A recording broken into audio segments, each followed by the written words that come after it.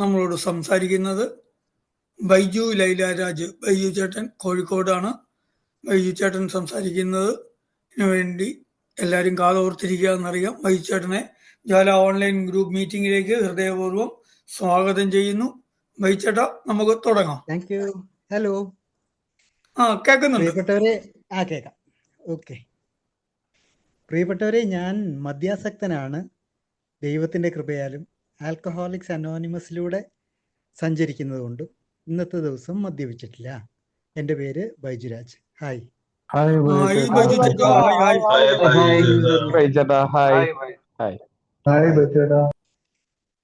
ഓരോ ഞായറാഴ്ച എത്തുമ്പോഴും ജ്വാലയിലേക്ക് എത്താനായിട്ടുള്ള ഒരു സാഹചര്യമാണല്ലോ എന്ന് ഓർക്കുമ്പം തന്നെ വലിയൊരു ഒരു ഉന്മേഷമൊക്കെ ഉണ്ട് കേട്ടോ. കാരണം വേറൊന്നുമല്ല, എൻ്റെ കൂട്ടക്കാരോടൊത്ത് എനിക്ക് ചെലവഴിക്കാൻ കിട്ടുന്ന അനർഘ നിമിഷങ്ങളാണ് ഇതൊക്കെ. എൻ്റെ കൂട്ടക്കാരുമൊത്ത് ഇതെനിക്ക് എൻ്റെ കുടുംബത്തിൽ നിന്ന് ലഭിക്കാത്തൊരു കാര്യമാണ്, അല്ലാതെ ഉള്ള കൂട്ടുകാരുടെ നിന്ന് കിട്ടാത്തൊരു കാര്യമാണ്. ആൽക്കഹോളിക്സ് അനോണിമസിനോടൊപ്പം പങ്കുവെക്കുന്ന ഓരോ നിമിഷവും അതിനകത്ത് ഒത്തിരി ആത്മാർത്ഥതയുണ്ടോ? അതാണെന്ന് തോന്നുന്നു. എപ്പോഴും നമ്മൾ ആത്മാർത്ഥതയുള്ള സ്ഥലങ്ങളിലേക്ക് കൂടുതൽ സഞ്ചരിക്കും. അവിടെ നിന്ന് നമുക്ക് ലഭിച്ചുകൊണ്ടിരിക്കുന്ന ആ ഒരു സ്നേഹവും ആ ഒരു സാഹോദര്യവും ആ ഒരു കൂട്ടിപ്പിടുത്തവും എപ്പോഴും ആഗ്രഹിച്ചുകൊണ്ടിരിക്കുന്നു. അതുകൊണ്ട് തന്നെയാണ് ഏലേക്ക് വീണ്ടും വീണ്ടും വന്നുകൊണ്ടിരിക്കുന്നത്. അപ്പം അങ്ങനെ പറയുമ്പം നമ്മൾ തന്നെ ആൽക്കഹോളിക്സ് അനോണിമസ് എന്ന് പറയുന്നത് തന്നെ ഒരു സമൂഹമാണ്, അല്ലേ? അങ്ങനെ തന്നെ വിളിക്കാം. നമ്മളൊരു സമൂഹം തന്നെയാണ്. ഈ സമൂഹത്തിനകത്ത് നമ്മൾ മദ്യാസക്തരായ വ്യക്തികൾ ഒരുപാട് പേര് കൂട്ടം കൂടുന്നു. അവരുടെ സന്തോഷങ്ങളും വിഷമങ്ങളും ജീവിത പ്രശ്നങ്ങളും എല്ലാം പങ്കുവെക്കുന്നു. അന്യോന്യം ഒരു പാരസ്പര്യം ഉണ്ടാക്കുന്നു.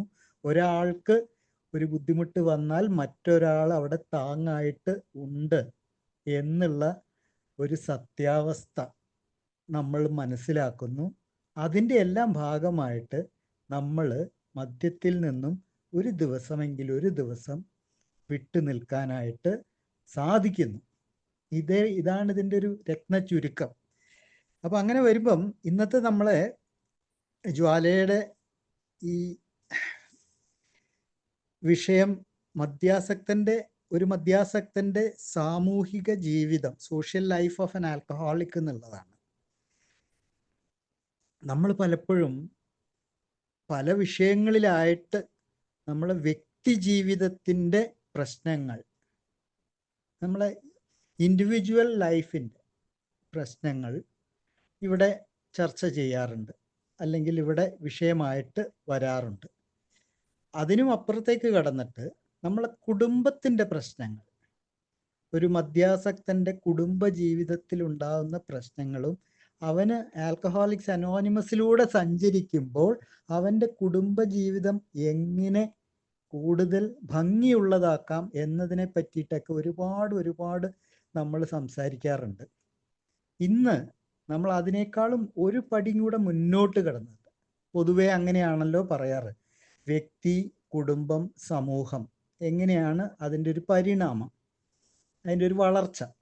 അപ്പം ഇന്ന് നമ്മൾ ആ മൂന്നാമത്തെ ഘട്ടത്തിൽ, അതായത് സമൂഹം എന്ന് പറയുന്ന ആ സ്ഥലത്ത്, ആ പരിസരത്ത്, അവിടെ ഒരു മദ്യാസക്തൻ്റെ ജീവിതം ഏത് രീതിയിലൊക്കെയാണ് കാണപ്പെടുന്നത്, കൊണ്ടാടപ്പെടുന്നത്, മുന്നോട്ട് പോകുന്നത്, അല്ലെങ്കിൽ പുറകോട്ട് പോകുന്നത്, സമൂഹം എങ്ങനെ ഒരു മദ്യാസക്തനെ കാണുന്നു.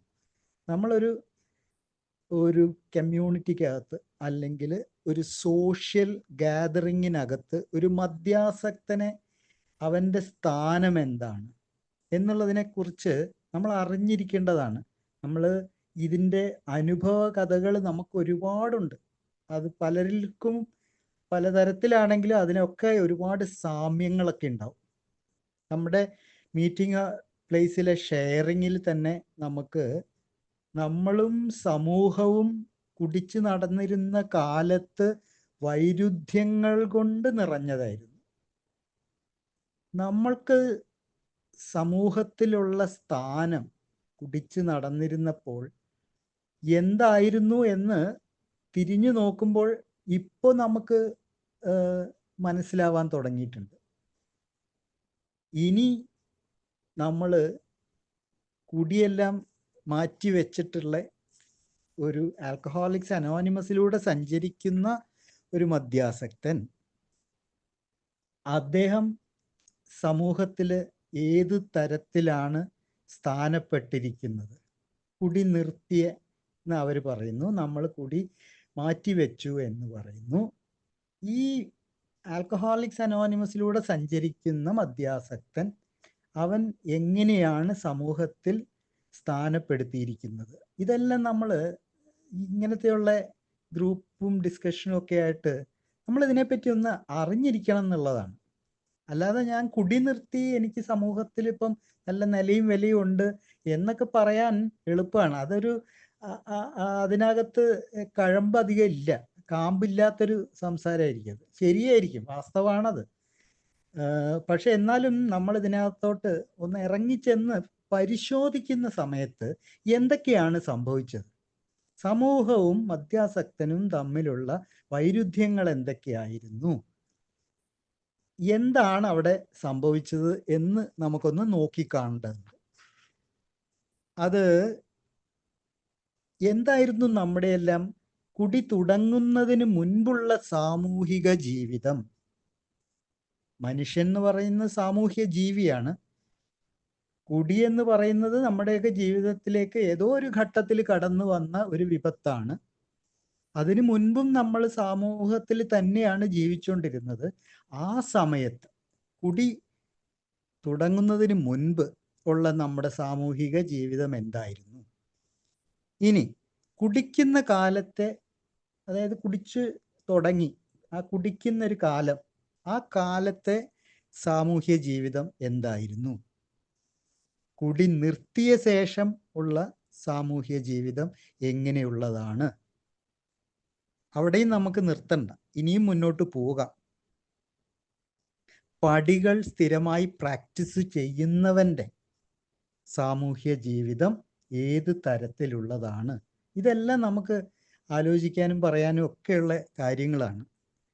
അത് നമുക്കത് ഒന്ന് പഴയ കാലമൊക്കെ ഒന്ന് ആലോചിച്ചെടുത്താൽ, ഓരോരുത്തർക്കും വ്യക്തിപരമായിട്ട് അതൊക്കെ ഒന്ന് ഇടയ്ക്കൊക്കെ ഒന്ന് ആലോചിച്ചെടുക്കുന്നത് നല്ല. കുടിക്കാതിരുന്ന ഞാൻ എന്തായിരുന്നു എൻ്റെ സാമൂഹിക ജീവിതം, എന്തായിരുന്നു എനിക്ക് സമൂഹത്തിലെ സ്ഥാനം എന്നൊക്കെ ഒന്ന് ആലോചിക്കുന്നത് എപ്പോഴും നല്ലതാണ്. കാരണം ഇതെല്ലാം കൂടെ മടക്കി കൂട്ടി വെക്കാനുള്ള ഒരു കാര്യമല്ല നമ്മുടെ ചരിത്രം എന്ന് പറയുന്നത്. വ്യക്തിക്കുണ്ടൊരു ചരിത്രം, എനിക്കുണ്ടൊരു ചരിത്രം, നിങ്ങൾക്കും ഉണ്ടൊരു ചരിത്രം. ഇതെല്ലാം മടക്കി കൂട്ടി അതൊക്കെ പഴങ്കഥ, എന്തിനാ നമ്മൾ തുറക്കേണ്ട ആവശ്യം എന്നൊക്കെ പറഞ്ഞ് നമ്മൾ അതിനെ നിരാകരിക്കുകയല്ല വേണ്ടത്. ഇങ്ങനെ ഒരു ചരിത്രം എനിക്കുണ്ടായിരുന്നു എന്ന് ഓർമ്മിപ്പിക്കേണ്ടതുണ്ട്. അപ്പോഴേ ആ ചരിത്രത്തിൻ്റെ പുറത്താണ്, ആ വ്യക്തിചരിത്രത്തിൻ്റെ പുറത്താണ് നമ്മൾ ഓരോരുത്തരും ഇന്ന് കാല് ചവിട്ടി നിൽക്കുന്നത് എന്നുള്ളതാണ്. അല്ലാതെ പെട്ടെന്ന് നമ്മൾ മദ്യത്തിൽ നിന്നും വിട്ടുനിന്നതിന് ശേഷമുള്ളത് മാത്രമല്ല ചരിത്രം. അപ്പം ചിലപ്പോൾ നമ്മൾ മീറ്റിംഗ് ഹാളിലൊക്കെ എപ്പോഴും കേൾക്കുന്ന ഒരു വാക്കാണ് കുടിച്ച കഥകളൊന്നും പറഞ്ഞു നടക്കണ്ട. വേണ്ട, പറഞ്ഞു നടക്കുകയല്ല. പക്ഷേ ഞാൻ പൊട്ടിമുളച്ച ഒരു റിക്കവേർഡ് ആൽക്കഹോളിക് അല്ല. നമ്മൾ ആരും അങ്ങനെയല്ല. ഒരു സുപ്രഭാതത്തിൽ ഇതേ പുനർജന്മം ലഭിച്ചവരല്ല. നമ്മൾക്ക് പിന്നിൽ ഒരു വലിയ ചരിത്രമുണ്ട്. ഓരോ വ്യക്തിക്കും അവൻ്റേതായ ചരിത്രമുണ്ട്, അവൻ്റേതായ സാമൂഹ്യ പാഠങ്ങളുണ്ട്. അങ്ങനെയാണല്ലോ നമ്മൾ പറയുക, സാമൂഹ്യ പാഠം എന്നല്ലേ നമ്മൾ സ്കൂളിലൊക്കെ പഠിച്ചുകൊണ്ടിരുന്നത്, സോഷ്യൽ സ്റ്റഡീസ്. അത് ഓരോ വ്യക്തിക്കും ഉണ്ട്. അപ്പം അതെല്ലാം നമ്മൾ അങ്ങ് മടക്കി വെക്കേണ്ട പുസ്തകമല്ല. അത് വല്ലപ്പോഴൊക്കെ അതിനെപ്പറ്റിയൊക്കെ ആലോചിച്ച് കഴിഞ്ഞാൽ നമ്മുടെ അടിത്തറ ഒന്നുകൂടെ സ്ട്രോങ് ആവും. ഇത് ഇത്രയും നല്ലൊരു മനുഷ്യൻ കുടി തുടങ്ങിയപ്പോൾ അത്ര തന്നെ വൃത്തികെട്ടവനായി മാറുന്നു. അവൻ കുടി നിർത്തുന്നു, അവൻ അല്പാൽപമായിട്ട് വീണ്ടും നല്ല മനുഷ്യനായിട്ട് മാറുന്നു. അവൻ പടികളെല്ലാം പ്രാക്ടീസ് ചെയ്യാൻ തുടങ്ങുമ്പം വളരെ നല്ല മനുഷ്യനായിട്ട് പരിണമിക്കുന്നു. ഇതൊക്കെയാണ് നമ്മുടെ ഈ മുന്നോട്ടുള്ള വരവ്. അപ്പോൾ അതറിഞ്ഞിരിക്കണമെങ്കിൽ നമ്മൾക്ക് അതിനെ സമൂഹത്തിലെ നമ്മളെ സ്ഥാനങ്ങളെ പറ്റിയിട്ട് ഒന്ന് കണ്ണോടിക്കുന്നത് നല്ലതായിരിക്കും. സാമൂഹിക ജീവിതം എന്ന് പറഞ്ഞാൽ എന്താണെന്ന് നമുക്കൊന്ന് ആദ്യം ഒന്ന് പരിശോധിക്കാം. What is A social life? സാമൂഹിക ജീവിതത്തിൽ അനിവാര്യമായിട്ടുള്ള കുറച്ച് കാര്യങ്ങൾ, അതിലൊന്ന് സാമൂഹിക ജീവിതത്തിൽ ഒരു പെരുമാറ്റ ചട്ടങ്ങൾ നമുക്ക് കാണാൻ സാധിക്കും. അത് അതിൻ്റെ ഒരു അടിസ്ഥാന ഘടകമാണ്.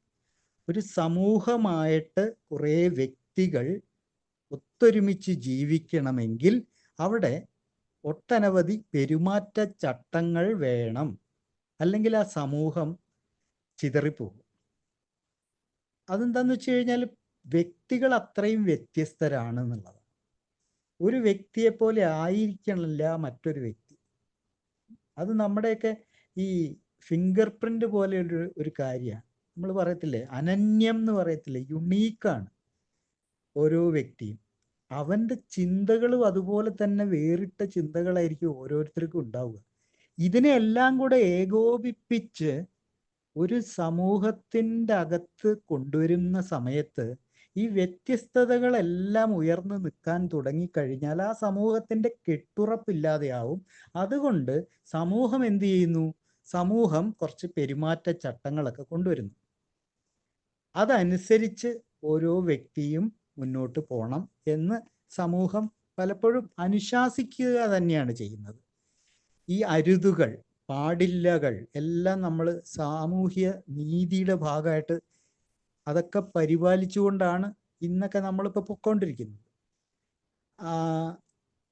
ഈ അടിസ്ഥാന ഘടകം, അതായത് ഈ പെരുമാറ്റ ചട്ടങ്ങൾ, ഇവയെ അംഗീകരിച്ചും പാലിച്ചും ജീവിക്കുന്നവനാണ് ഒരു സാമൂഹ്യ ജീവി എന്ന് പറയുന്നത്. അല്ലാതെ വായി തോന്നിയത് വിളിച്ചു പറയാൻ പറ്റുന്നവനല്ല. ഈ സമൂഹത്തിന് ബാക്കിയുള്ളവന് നിരക്കാത്തത് ചെയ്ത് നടക്കുന്നവനല്ല സാമൂഹ്യ ജീവി എന്ന് പറയുന്നത്. അവനെ ആണ് നമ്മൾ ഈ സാമൂഹ്യ വിരുദ്ധൻ എന്നൊക്കെ പറയുന്നത്. അപ്പോൾ ഈ അടിസ്ഥാന ഘടകമായ പെരുമാറ്റ ചട്ടങ്ങളെ ലംഘിക്കുവാൻ, അങ്ങനെ ഒരാൾ ലംഘിക്കാൻ തുടങ്ങിയാൽ സമൂഹം അവനെ മാറ്റി നിർത്തും എന്നുള്ളതിന് സംശയമില്ല. സമൂഹം അവനെ ഒറ്റപ്പെടുത്തും. ഒരുപക്ഷെ സമൂഹം അവനെ സമൂഹത്തിൽ നിന്ന് തന്നെ ഒഴിവാക്കുകയും ചെയ്തു എന്നിരിക്കും. അതാണ്. അപ്പം നമുക്കൊന്നുകൂടെ കോമൺ ഒരു എക്സാമ്പിളിലേക്ക് വന്നിട്ട് എന്താണ് സാമൂഹിക ജീവിതം നോക്കാം. നമ്മളൊരു നല്ല ആൾത്തിരക്കുള്ള ഒരു KSRTC ബസ് കയറിയേക്കുക, അങ്ങനെയൊന്ന് സങ്കല്പിക്കുക. അപ്പോഴെന്താ പറ്റുന്നത് വെച്ചാൽ നമുക്ക് ഇരിക്കാൻ സീറ്റൊന്നുമില്ല, നമ്മൾ തൂങ്ങിപ്പിടിച്ച് നിന്ന് പോവുകയാണ്. തൊട്ടടുത്തുള്ള ആൾക്കാരുടെ കാലിലൊന്നും ചവിട്ടാതെ, അവരെ ഉന്തിത്തള്ളി മാറ്റാതെ നമുക്ക് കിട്ടിയിട്ടുള്ള ആ കൊച്ചു സ്ഥലത്ത് അവിടെ നമ്മൾ അടങ്ങി ഒതുങ്ങി മറ്റുള്ളവരെ ഉപദ്രവിക്കാതെ യാത്ര ചെയ്യുന്നവനാണ് ഒരു സാമൂഹ്യ ജീവി എന്ന് പറയാം. ഇത് പറയുമ്പം എനിക്ക് ഈ വാറായിട്ട് ഒരുപാട് യാത്രകളൊക്കെ ചെയ്യുന്ന സമയത്തുണ്ടായ ചില കാര്യങ്ങളൊക്കെ, അനുഭവങ്ങളൊക്കെ തികിട്ടി വരുന്നുണ്ട്. അന്ന് ഒപ്പിച്ചു വെച്ച ഓരോ കാര്യങ്ങളും, നാട്ടുകാരുടെ അടുത്തുനിന്ന് തല്ലിനോടടുത്തിട്ടുള്ള കാര്യങ്ങളൊക്കെ കിട്ടിയതും, ബസ്സിൽ നിന്ന് ഇറക്കി വിടുന്നതും, ആ കഥകളൊക്കെ ഓർമ്മ വരിക.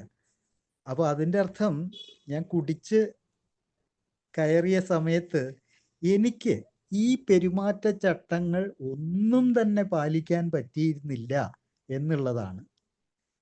അതായത് ബസ്സിലിരുന്നുകൊണ്ട് മുറുക്കിക്കൊണ്ട് കള്ളുടിച്ചിട്ട് ഫിറ്റായിട്ടിരുന്നിട്ട് മുറുക്കിക്കൊണ്ട് പുറത്തേക്ക് തുപ്പിയപ്പോൾ ബാക്കിലുള്ള ആളുടെ ദേഹത്ത് പറ്റുന്നു, അവർ ബഹളം വയ്ക്കുന്നു.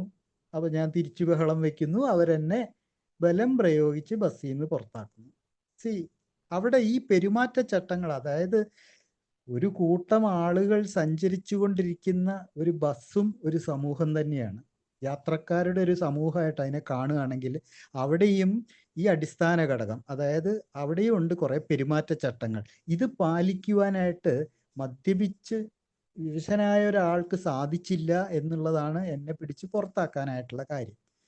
അപ്പം ഇതാണ് നമ്മൾ ഈ അടിസ്ഥാന ഘടകം ആണ് നമ്മൾ ഒരു സാമൂഹ്യ ജീവിയാക്കുന്നത്. പിന്നെ അടുത്തൊരു ഘടകം വരുന്നത് ഷെയറിംഗ് ആണ്, പങ്കുവെക്കലാണ്. നമ്മളെ ഷെയറിംഗ് അല്ല ഞാൻ ഉദ്ദേശിക്കുന്നത്. ഒരു സമൂഹ ജീവിതത്തിൽ അതിൻ്റെ മറ്റൊരു അടിസ്ഥാന ഘടകമായിട്ടാണ് ഈ പങ്കുവെക്കൽ എന്ന് പറഞ്ഞ കാര്യം നടക്കുന്നത്. അതായത് സമൂഹത്തിൽ നിന്ന് ലഭ്യമായതെല്ലാം എനിക്ക് മാത്രമുള്ളതല്ല, അതിൽ ബാക്കിയുള്ളവർക്കും അതിൽ പങ്കുകളുണ്ട്. അത് മനസ്സിലാക്കുക എന്നുള്ളതാണ്. എല്ലാം എൻ്റേത് മാത്രം എന്ന് കരുതിക്കൊണ്ട് ഒരു സമൂഹത്തിനകത്ത് ഒരു വ്യക്തിക്ക് പ്രവർത്തിക്കാൻ സാധിക്കില്ല. അവൻ അവിടെ അവൻ്റെ കൂടിയാണ് എന്ന് പറയാം, അല്ലാതെ അവൻ്റെ മാത്രമാണ് എന്ന് പറയുമ്പം അത് ശരിയല്ലാതെ വരും. ഇവിടെയും നമുക്ക് ബസ്സിൻ്റെ ഒരു കാര്യത്തിലേക്ക് വരാം. ഒഴിഞ്ഞ ബസ്, ഒരു സീറ്റ്, അവിടെ ജനലിൻ്റെ അടുത്ത് ഞാൻ ഇരിക്കുന്നു, എൻ്റെ തൊട്ടടുത്ത് ഒരാൾക്ക് കൂടെ ഇരിക്കാം. പക്ഷേ അതിന് ഞാൻ അതെനിക്കിഷ്ടമല്ല, ഞാൻ ഒറ്റയ്ക്ക് എനിക്കത് ഇരിക്കണം എന്ന് പറഞ്ഞിട്ട് ഞാൻ കുറച്ച് നടുക്കൊക്കെ കയറി ഇരിക്കും. വേറൊരാൾ വരുമ്പം ഒന്ന് മാറിക്കൊടുക്കാനൊന്നും ഉള്ള സന്നദ്ധതയൊന്നും എനിക്കുണ്ടാവില്ല. അവനെ നമ്മൾ എങ്ങനെയാണ് സാമൂഹ്യ ജീവി എന്ന് വിളിക്കുക? കാരണം അവൻ അവിടെ പങ്കുവെക്കാൻ കൂട്ടാക്കുന്നില്ല. അവൻ ആ സീറ്റ് മൊത്തമായിട്ടും അവന് തന്നെ വേണം.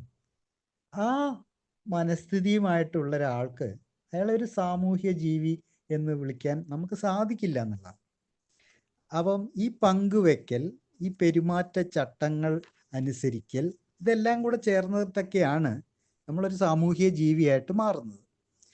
ഇനി നമുക്ക് ഈ മദ്യാസക്തൻ്റെ ഒരു സാമൂഹ്യ ജീവിതത്തിലേക്ക് പയ്യെ കടന്നു നോക്കാം. അത് മുമ്പേ ഞാൻ പറഞ്ഞു, അത് ഒരു പരിധി വരെ മദ്യാസക്തൻ്റെ സാമൂഹ്യ ജീവിതം എന്ന് പറയുന്നത് സങ്കീർണമാണ്. അത് നമുക്ക് സമ്മതിക്കാതെ പറ്റില്ല. അത് കോംപ്ലിക്കേറ്റഡ് ആണ്, അത് വളരെ സങ്കീർണമാണ്. സങ്കീർണം മാത്രമല്ല, അത് വേദനാജനകവുമാണ്. ഇത് മറ്റുള്ളവർക്ക് മനസ്സിലാവില്ല. സോറി, ഇത് നമുക്കൊക്കെ മാത്രമേ മനസ്സിലാവുള്ളൂ. നമ്മൾ സഹിച്ച വേദനകൾ, സമൂഹത്തിനകത്ത് ഒരു മദ്യാസക്തൻ സഹിച്ച വേദനകൾ, ഇത് നമുക്ക് അങ്ങോട്ടും ഇങ്ങോട്ടും പറഞ്ഞാൽ മാത്രം മനസ്സിലാകുന്നൊരു കാര്യമാണ്. നമുക്ക് മറ്റൊരു ആളോട് പറഞ്ഞാൽ മനസ്സിലാവില്ല. ഈവൻ കുടുംബത്തിനകത്ത് പറഞ്ഞാൽ മനസ്സിലാവില്ല. അവിടെ ഒന്നും നമ്മൾ വേദനയൊന്നും സഹിച്ചവരായിട്ടൊന്നും ആർക്കും ഒരു ബോധവുമില്ല. അവർ നമ്മൾ അഹങ്കരിച്ച് നടന്നു, സ്വന്തം കാര്യം നോക്കി നടന്നു, ഉത്തരവാദിത്തം ഇല്ലാതെ നടന്നു. ഇതൊക്കെയാണല്ലോ ആരോപണങ്ങൾ നമ്മൾ നിത്യവും പണ്ട് കേട്ടുകൊണ്ടിരുന്നത്. അല്ലാതെ ആരെങ്കിലും പറഞ്ഞിട്ടുണ്ടോ, അയ്യോ ബൈജു അവൻ്റെ ഉള്ളു പൊള്ളുകയാണ്, അവൻ എന്തുമാത്രം വേദന അനുഭവിക്കുന്നുണ്ട്? ആരും പറഞ്ഞിട്ടില്ല എന്നോട്. ആരും അത് അങ്ങനെ ഒരു സാധനം ഉള്ളതായിട്ട് പോലും ഒരു സൂചന പോലും എനിക്ക് കിട്ടിയിട്ടില്ല കുടിച്ചാർന്ന കാലത്ത്. അപ്പോൾ ഇതാണ് അതിൻ്റെ ഒരു മദ്യാസക്തൻ്റെ വേദന മറ്റൊരാൾ മനസ്സിലാക്കുന്നില്ല. മറിച്ച് ഞാൻ മദ്യാസക്തനായിരുന്നില്ലെങ്കിൽ പലരും ഉണ്ടാവുമായിരുന്നു എനിക്ക് എൻ്റെ വേദന പങ്കിടാനും സാന്ത്വനം നൽകാനും ഒക്കെ പലരും ഉണ്ടാവുമായിരുന്നു. വേദനയെ വേദനയാണെന്ന് മനസ്സിലാക്കാനായിട്ട് അവർക്ക് സാധിക്കുമായിരുന്നു. ഒരൊറ്റ ഉദാഹരണം പറഞ്ഞാൽ മതി. നമ്മൾ വാറായിട്ട് റോട്ടിൽ കിടക്കുന്ന ഒരാളെ എടുക്കുക, അല്ലാതെ ഒരു വണ്ടി എങ്ങാനും തട്ടിക്കഴിഞ്ഞാൽ എല്ലാവരും കൂടെ കൂടി ചെന്ന് എടുത്ത് അവനെ ആശുപത്രിയിൽ എത്തിക്കാനായിട്ട് ഒരുപാട് സാഹസപ്പെടും. നേരെ മറിച്ച് ചെന്ന് കഴിഞ്ഞ ഉടനെ ഒരു മദ്യത്തിൻ്റെ ഗന്ധം അടിച്ചു കഴിഞ്ഞാൽ അവൻ വെള്ളം അടിച്ച് വീണ് കിടക്കുക, വേണേ ഒരു മൂലയെ തള്ളിയിട്ടിട്ട് ആള് പോവുകയുള്ളൂ. അല്ലാതെ അവനെന്തെങ്കിലും ചെറിയ പരിക്കുകളൊക്കെ ഉണ്ടെങ്കിലൊന്നും മൈൻഡ് ചെയ്യില്ല എന്നുള്ളതാണ്. കുടിച്ച് കിടക്കുകയല്ലേ, കുടിച്ചിട്ട് തട്ടിയല്ലേ, അനുഭവിക്കട്ടെ. ഒരു കുഷ്ഠരോഗിക്ക് പോലും ഇത്തരത്തിലുള്ള അനുഭവം ഉണ്ടാവില്ല. അതിൻ്റെ അപ്പുറത്തെ ആ നിഷ്കരുണമായ അനുഭവങ്ങളാണ് ഒരു മദ്യാസക്തനുള്ളത്. അത് പുറം ലോകത്തിനോട് പറഞ്ഞിട്ട് കാര്യമില്ല. നമുക്കിപ്പോൾ ഇതിനകത്ത് പറയുമ്പോൾ എല്ലാവർക്കും മനസ്സിലാവും. അതാണ് നമ്മളെയൊക്കെ ആ സാമൂഹിക ജീവി എന്നൊക്കെ പറയുന്ന മദ്യാസക്തനായി കഴിഞ്ഞാലുള്ള പ്രശ്നങ്ങൾ. ഇനി നമുക്ക് ഇതിനെ കുറച്ചുകൂടെ ഈ 3 ഘട്ടങ്ങളായിട്ട് തിരിച്ചിട്ട് തന്നെ പോവാം. നമുക്ക് കുറച്ച് ശാസ്ത്രീയമായിട്ട് തന്നെ അതിലൂടെ പോവാം. ഈ മദ്യാസക്തന്റെ സാമൂഹിക ജീവിതം, അതിന് ആദ്യ ഘട്ടം എന്ന് പറയുന്നത്, അതിനെ നമുക്ക് ഒരു പാർട്ടി ജീവിതം എന്ന് കൂട്ടാം. പാർട്ടി എന്ന് ഞാൻ ഉദ്ദേശിച്ചത് പിന്നെ നമ്മളെ ആഘോഷം എന്നൊക്കെയുള്ള രീതിയിലുള്ള പാർട്ടി. അപ്പം മദ്യം എന്ന് പറയുന്ന ആ കെമിക്കൽ അതെപ്പോഴും ഒരു സാമൂഹിക ലൂബ്രിക്കൻ്റ് ആണെന്ന് വേണമെങ്കിൽ പറയാം. അതായത് കാര്യങ്ങൾ സുഗമമാക്കുന്ന ഒരു സാധനം. എണ്ണ ഇട്ട പോലെ മദ്യപിച്ചു കഴിഞ്ഞാൽ കാര്യങ്ങൾ നീങ്ങും. ഗ്രീസ് ഇട്ട പോലെ, അതാണ് ലൂബ്രിക്കൻ്റ് എന്ന് ഞാൻ ഉദ്ദേശിച്ചത്. അപ്പം അങ്ങനെ കാര്യങ്ങളെ സുഗമമാക്കുന്ന ഒരു ഒരു കെമിക്കൽ അല്ലെങ്കിൽ ഒരു എന്താ രാസപദാർത്ഥം എന്നോ അല്ലെങ്കിൽ ഒരു വെള്ളം പോലത്തെ ഒരു സാധനം. ഓക്കെ, അങ്ങനെ ഒരു കാര്യമുണ്ട് മദ്യത്തിന്. അതിൻ്റെ ഭാഗമാണ് നമ്മൾ മദ്യപിച്ച് കഴിഞ്ഞാൽ, പ്രത്യേകിച്ച് ബാറിലൊക്കെ ഇരുന്ന്, കള്ളുഷാപ്പിലും ബാറിലും ഒക്കെ ഇരുന്ന് മദ്യപിക്കുന്ന ഒരു ഘട്ടം കഴിയുമ്പോഴേക്കും ആൾക്കാർ പാട്ടൊക്കെ പാടാൻ തുടങ്ങും. പഴയ KPSCയുടെ നാടകഗാനങ്ങളൊക്കെ കള്ളുഷാപ്പിൽ നിന്ന് എപ്പോഴും കേട്ടോണ്ടിരിക്കുന്ന ഒരു കാര്യം. ബാറിലൊക്കെ ആണെങ്കിൽ ഈ പറഞ്ഞ പോലെ പഴയ വയലാറിൻ്റെ പാട്ടുകൾ, ഇതൊക്കെ പാടാനൊക്കെ പാടുന്നവരൊന്നും പാട്ടുകാരൊന്നും ആയിരിക്കില്ല എന്നുള്ളതാണ്. നമ്മളൊക്കെ 2 അടിച്ചു കഴിഞ്ഞാൽ നേരത്തെ പറഞ്ഞ ഈ ലൂബ്രിക്കേഷൻ അവിടെ നടക്കുക. ഈ എണ്ണ ഇട്ട പോലെ, ഗ്രീസ് ഇട്ട പോലെ കാര്യങ്ങൾ നടന്നുകൊണ്ടിരിക്കുക. നമ്മളൊന്ന് അയയുകയാണ്. ഒരു അയയുക എന്ന് പറയുന്ന ഒരവസ്ഥ. അത് കിട്ടുമ്പോഴാണ് ഈ പാട്ടൊക്കെ വരുന്നത്. പിന്നെയുണ്ട് ചിലർ എന്ത് ധൈര്യത്തോടു കൂടിയാണ് പൊട്ട ഇംഗ്ലീഷൊക്കെ പറയും, ഒരു മടിയുമില്ല. പക്ഷെ മദ്യപിക്കാതിരിക്കുന്ന സമയത്ത് ഇത് സാധിക്കില്ല. കാരണം സമൂഹം എന്ത് വിചാരിക്കും ഞാൻ തെറ്റിച്ച് പറഞ്ഞാൽ എന്നുള്ള ആ ചമ്മൽ ഉള്ളത് കൊണ്ട് സോബറായിരിക്കുന്ന സമയത്ത് പറയാത്ത ഇംഗ്ലീഷ് ഷാപ്പിൽ നിന്നും ബാറിൽ നിന്നും ഒക്കെ, ഇല്ലെങ്കിൽ ഒരു മദ്യപാന സദസ്സിൽ നിന്നൊക്കെ പലരും പറഞ്ഞ്, നമുക്കൊക്കെ അനുഭവം ഉള്ളത് കേൾക്കാറുണ്ട്. നമ്മളൊക്കെ ഭയങ്കര ഇംഗ്ലീഷൊക്കെ പറഞ്ഞു നടക്കും. അത് എന്തുകൊണ്ടാണെന്ന് വെച്ചാൽ ഈ അയവാണ്, ഈ മാനസികമായിട്ടുള്ളൊരു അയവ് സംഭവിക്കുന്നു. അതുകൊണ്ടാണ് മദ്യം ഒരു സാമൂഹിക ഗ്രീസായിട്ട് നമ്മളിൽ എണ്ണയായിട്ട് കൂട്ടാം. വേറെ ഒന്നും കൊണ്ടല്ല ഇതിൻ്റെ കാരണം നമ്മുടെ ആത്മവിശ്വാസം അങ്ങ് വർദ്ധിക്കുക. ഒരു മനുഷ്യൻ നമ്മൾ 2 അടിച്ചു കഴിഞ്ഞാൽ ഉണ്ടാകുന്ന ഒരു ആത്മവിശ്വാസ വർധനവ്. അതിനോടൊപ്പം തന്നെ സംഭവിക്കുന്ന മറ്റൊരു കാര്യം, ലജ്ജ ഇല്ലാതെയാവുന്നു, കുറയുന്നു എന്ന് പറഞ്ഞാൽ, ഇല്ലാതെയാവുന്നു എന്ന് പറയണ്ട, ലജ്ജ കുറയുന്നു. ആത്മവിശ്വാസം വർദ്ധിക്കുന്നു, അതോടൊപ്പം തന്നെ ലജ്ജ, ഷെയിം, അത് കുറയുന്നു. അതിനൊക്കെ ഇഷ്ടംമാതിരി എക്സാമ്പിൾസ് നമ്മുടെയൊക്കെ ജീവിതത്തിൽ തന്നെയുണ്ട്. പിന്നെ സംഭവിക്കുന്നത്, നമ്മളെ സൗഹൃദങ്ങളുടെ വലയം വലുതായി വരാൻ തുടങ്ങും. അത് ഈ ആദ്യകാലത്ത്, ഞാൻ ആദ്യഘട്ടത്തെ പറ്റിയാണേ പറയുന്നത്. ആ സമയത്തുള്ള സൗഹൃദങ്ങൾ ഒന്നിനൊന്ന് വർദ്ധിച്ചുകൊണ്ടിരിക്കും. കാര്യം ഇപ്പം നമ്മൾ ആൾക്കാർക്ക് അക്സെപ്റ്റബിൾ ആയിട്ടുള്ള ഒരാളായി മാറുന്നു. ഈ മദ്യപാന സദസ്സുകളിലൊക്കെ ഒഴിവാക്കാൻ പറ്റാത്ത ഒരാളായിട്ട് മാറുന്നു. നമുക്കവിടെ വലിയൊരു സ്ഥാനമൊക്കെ കിട്ടിയ പോലെ ഈ തോന്നലുകളൊക്കെ എത്രയോ കാലമൊക്കെ കൊണ്ടാടുന്നവരാണ് നമ്മളൊക്കെ. നമുക്കെന്തോ വലിയ സ്ഥാനങ്ങളൊക്കെ അവിടെ ഉണ്ടായിരുന്നു. നമ്മളെ കണ്ടില്ലെങ്കിൽ ആൾക്കാർക്ക് വിഷമാവും.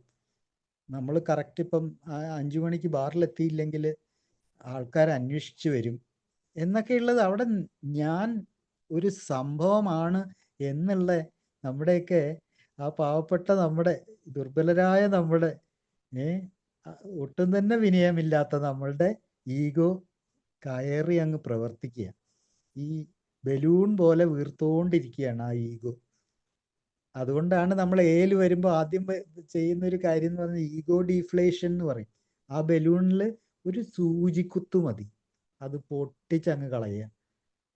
അത് പൊട്ടിച്ച് കളഞ്ഞാൽ മാത്രമേ ഈ ഞാനെന്ത ഭാവം ഇല്ലാതാക്കിയാൽ മാത്രമേ നമുക്ക് ഈ ഇതിനകത്തോടെ സുഗമമായിട്ട് എയിലൂടെ യാത്ര ചെയ്യാൻ സാധിക്കുള്ളൂ. അതിനുള്ള എല്ലാ ആയുധങ്ങളും എയിലുണ്ടും താൻ. നമ്മളെ ഈ ഇൻഫ്ലേറ്റഡ് ഈഗോ ഡിഫ്ലേറ്റ് ചെയ്യാനായിട്ട്, ഊതി വീർപ്പിച്ച നമ്മുടെ ഞാനെന്ന ഭാവത്തെ ഒരു സൂചിമുന കുത്തുകൊണ്ട് ഇല്ലാതെയാക്കാൻ സാധിക്കുന്നുണ്ട് എന്നുള്ളതാണ്. നമ്മൾ ഒന്നുമല്ല എന്നുള്ള ആ സത്യാവസ്ഥയിലേക്ക് നമ്മൾ എത്ര പെട്ടെന്നാണ് എയിലൂടെ പോകുമ്പോൾ മനസ്സിലാകുന്നത്. കാരണം അത്രയും കാലം ആരൊക്കെയോ ആണ്, എന്തൊക്കെയോ ആണ് ഇത് സ്വയം വിശ്വസിച്ച് നടന്നവരാണ്. അല്ലാതെ ഇത് വേറെ ആരും പറഞ്ഞൊന്നുമല്ല. ഇത് നമ്മളെ പറ്റി തന്നെ ഉണ്ടാക്കിയ ഓരോ കെട്ടുകഥകളാണ്. ആ കെട്ടുകഥകൾ നമ്മൾ തന്നെയാണ് വിശ്വസിച്ചത്. ഇത് വേറെ ആരും ഒന്നും വിശ്വസിച്ചിട്ടൊന്നുമില്ലത്. ഈ നമ്മളുണ്ടാക്കിയ കെട്ടുകഥ നമ്മൾ തന്നെ വിശ്വസിച്ച് അതുകൊണ്ട് നടന്ന് അതിനകത്ത് ജീവിച്ചുകൊണ്ടിരുന്നു. ആ കെട്ടുകഥയ്ക്കകത്ത് ജീവിച്ചുകൊണ്ടിരുന്നു. സുഖമാണ് ജീവിതം എന്ന് തെറ്റിദ്ധരിച്ചുകൊണ്ട് ഒട്ടും തന്നെ സുഖമില്ലാത്ത ജീവിതം ജീവിച്ചു കൊണ്ടിരുന്നു. അതുകൊണ്ടാണ് നമുക്ക്, കാരണം ആദ്യഘട്ടത്തിലൊക്കെ എനിക്കൊക്കെ എല്ലാവർക്കും ഞാൻ വേണ്ടപ്പെട്ടവനാണെന്നൊരു തോന്നലൊക്കെ ഉണ്ട്. അതായത് മറ്റുള്ളവരെക്കാൾ കൂടുതൽ ഞാൻ കുടിക്കുന്നുണ്ട്. അതും ഒരു ക്രെഡിറ്റ് പോലെ, അതൊരു വലിയൊരു സംഭവം പോലെയൊക്കെ കണ്ടുകൊണ്ടിരുന്നു. അവരും പറയും, ആ അമ്മ എന്തൊരു കപ്പാസിറ്റിയാ ബൈജുവിന് എന്ന് പറയും. അപ്പൊ ഞാൻ വീണ്ടും പൊന്തും. സമൂഹം തരുന്ന, ആദ്യഘട്ടത്തിൽ സമൂഹം എനിക്ക് തന്നുകൊണ്ടിരുന്ന പാരിതോഷികങ്ങൾ പോലെയാണ് ഇതെല്ലാം. അസാധ്യ കപ്പാസിറ്റി കേട്ടോ. 10 അടിച്ചു കഴിഞ്ഞാൽ അവൻ വണ്ടി എടുത്ത് പോകുന്ന കണ്ടില്ലേ, ഒരു പ്രശ്നമില്ലാത്ത കക്ഷി. ഇന്നെനിക്കറിയാം ഇതെന്റെ ടോളറൻസ് ആണ്, അല്ലാണ്ട് എൻ്റെ കപ്പാസിറ്റി ഒന്നുമല്ല. എൻ്റെ രോഗത്തിൻ്റെ ഒരു ഭാഗമാണത്.